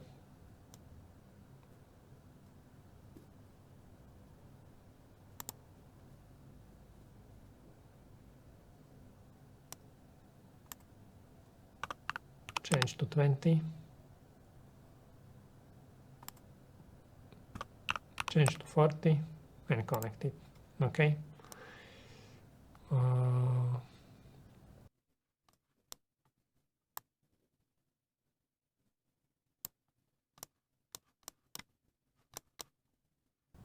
Keep space from the edge, board edge, and also space from the holes.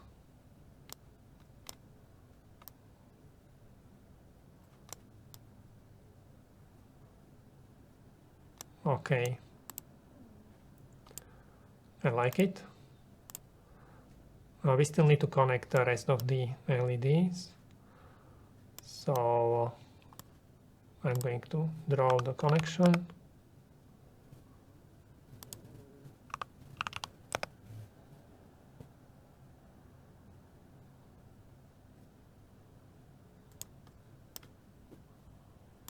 It's power, that's why we are using wider track.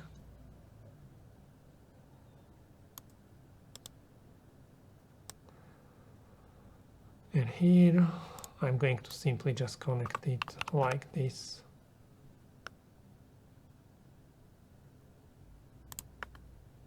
Hold Shift to draw the straight line, okay?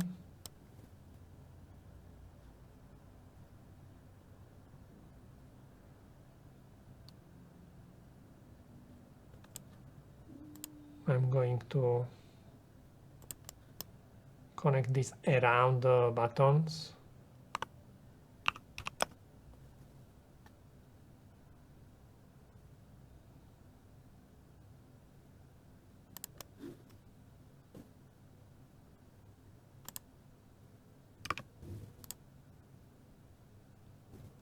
like this.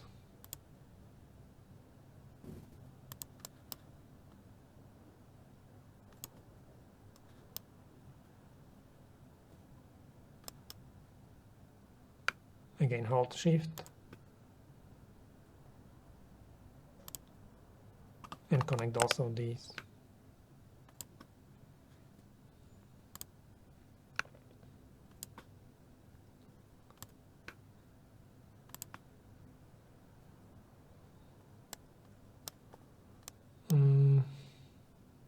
Maybe I can move it a little bit.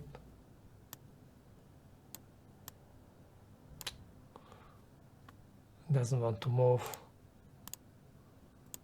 Okay, much better.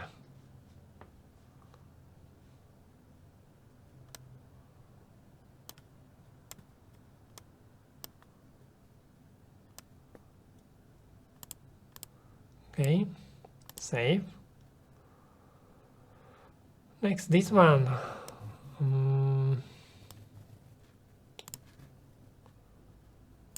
3.3 volts.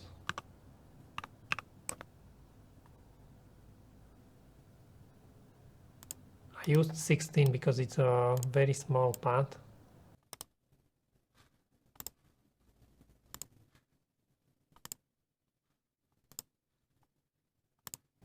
We are going to connect it on the bottom. Okay, make it wider. Perfect. And let's continue. Go like this. And all the encoders need 3.3 volts. So go here.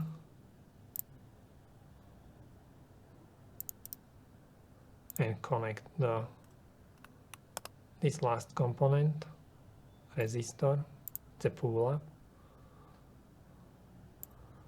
and connect all these.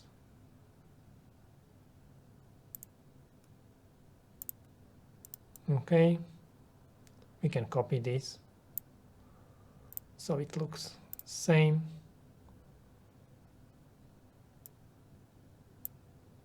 On every encoder.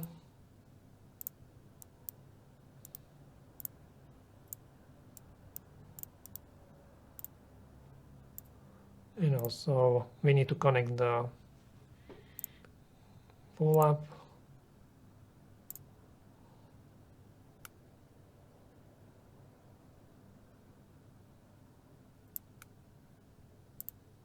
Okay.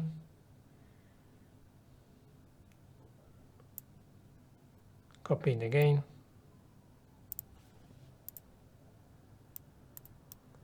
And paste it.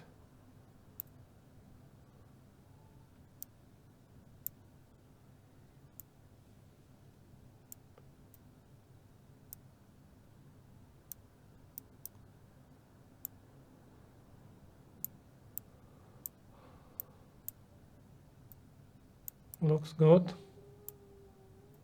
I'm just placing everything into center. Save.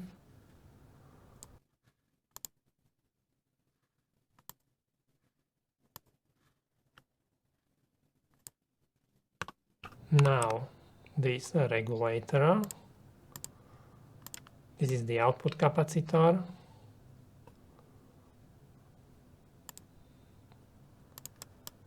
And we would like to connect it to this 3.3 volt.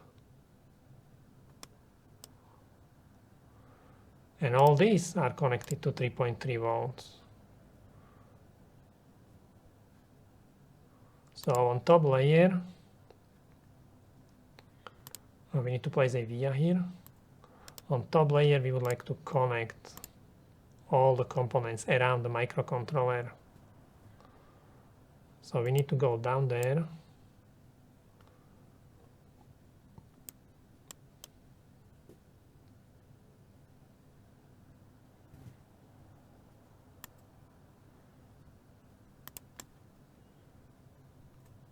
Okay.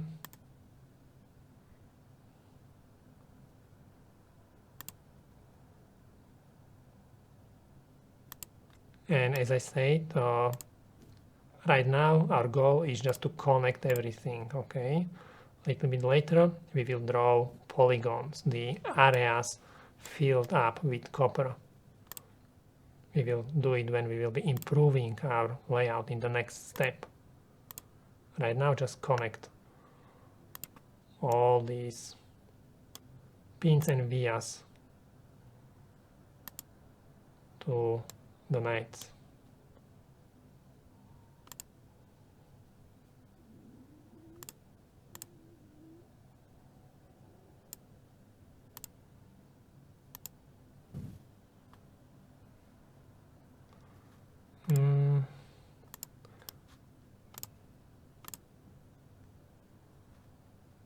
Okay, perfect. I thought I forgot to connect something there, but it was just 3.3 volt connection.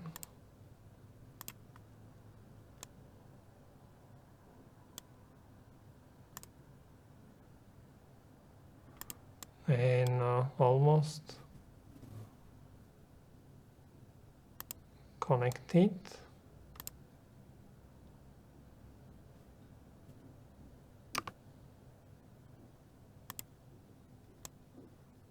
Okay.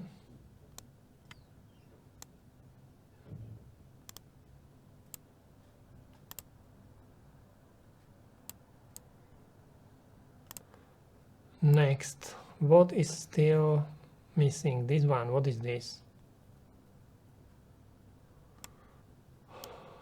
It's the 5 volts for the regulator.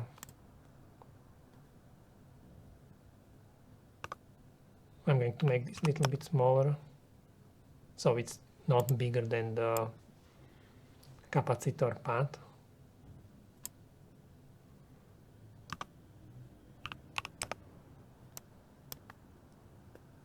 Okay.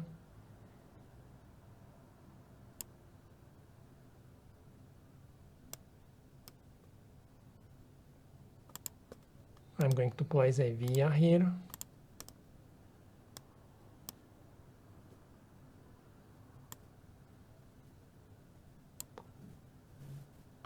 Okay, there is enough space between the board edge.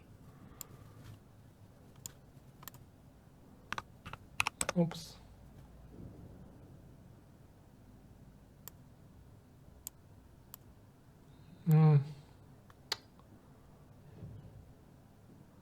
I'm going to delete this and redraw it. Okay. Perfect.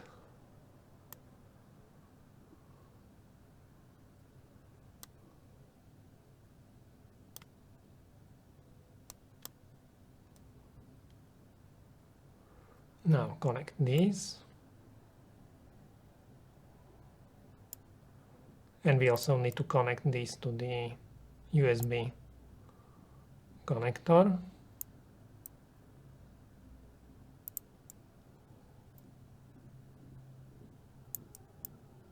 So go up.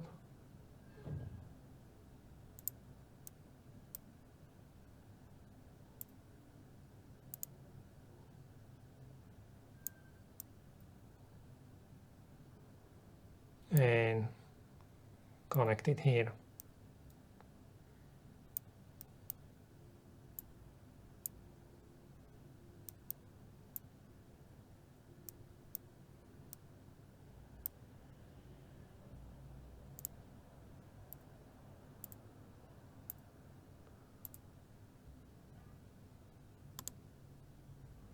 Now run a DRC check. We would like to see what kind of connections are still missing. So this one, where is it?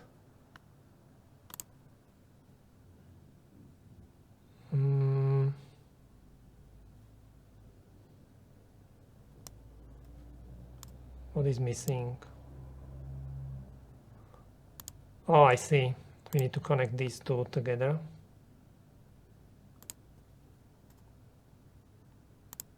Okay, clear and rerun. This one.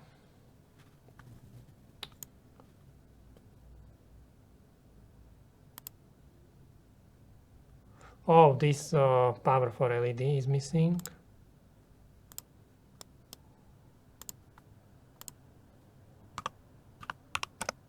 You need to go through all the errors on your PCB too, okay?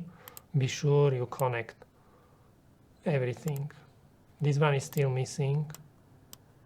Oh, this is the 1.1 power. We need to connect it on top layer.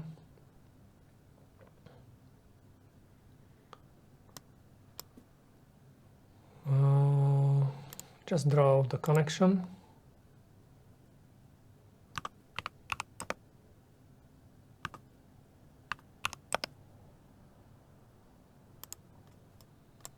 Not much space.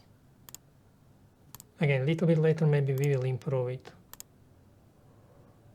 Right now just connect it.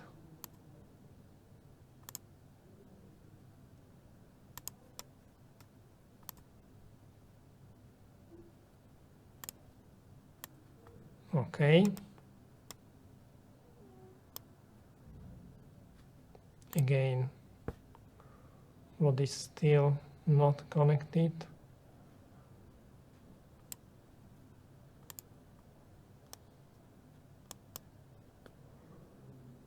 Some ground pins, but we have to refresh these power planes. This is very important, okay?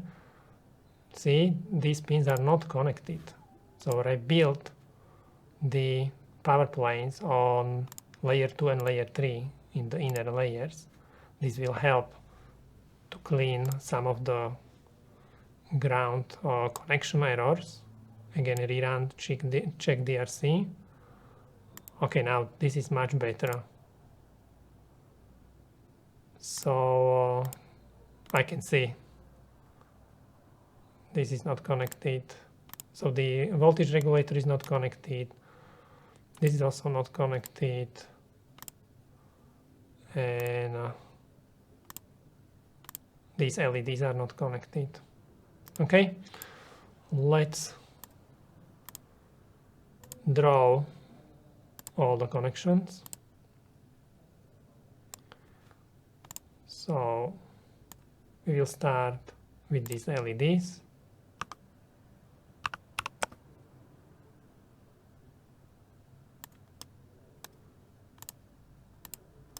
Okay.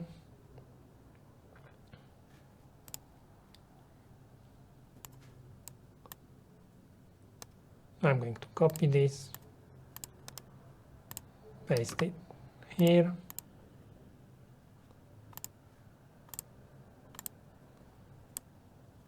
Next, the regulator.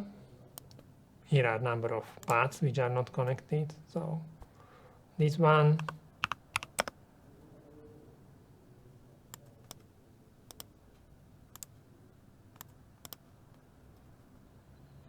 and this one,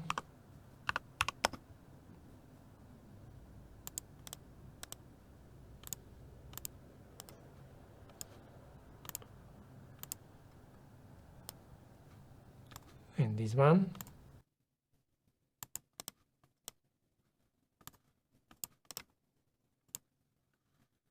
Later we will improve this connection, okay? Because this regulator, it also needs some kind of heatsink, so there will be more vias and more copper. We would like to also connect this exposed path under the microcontroller. We can use 4 vias, 1 in each corner.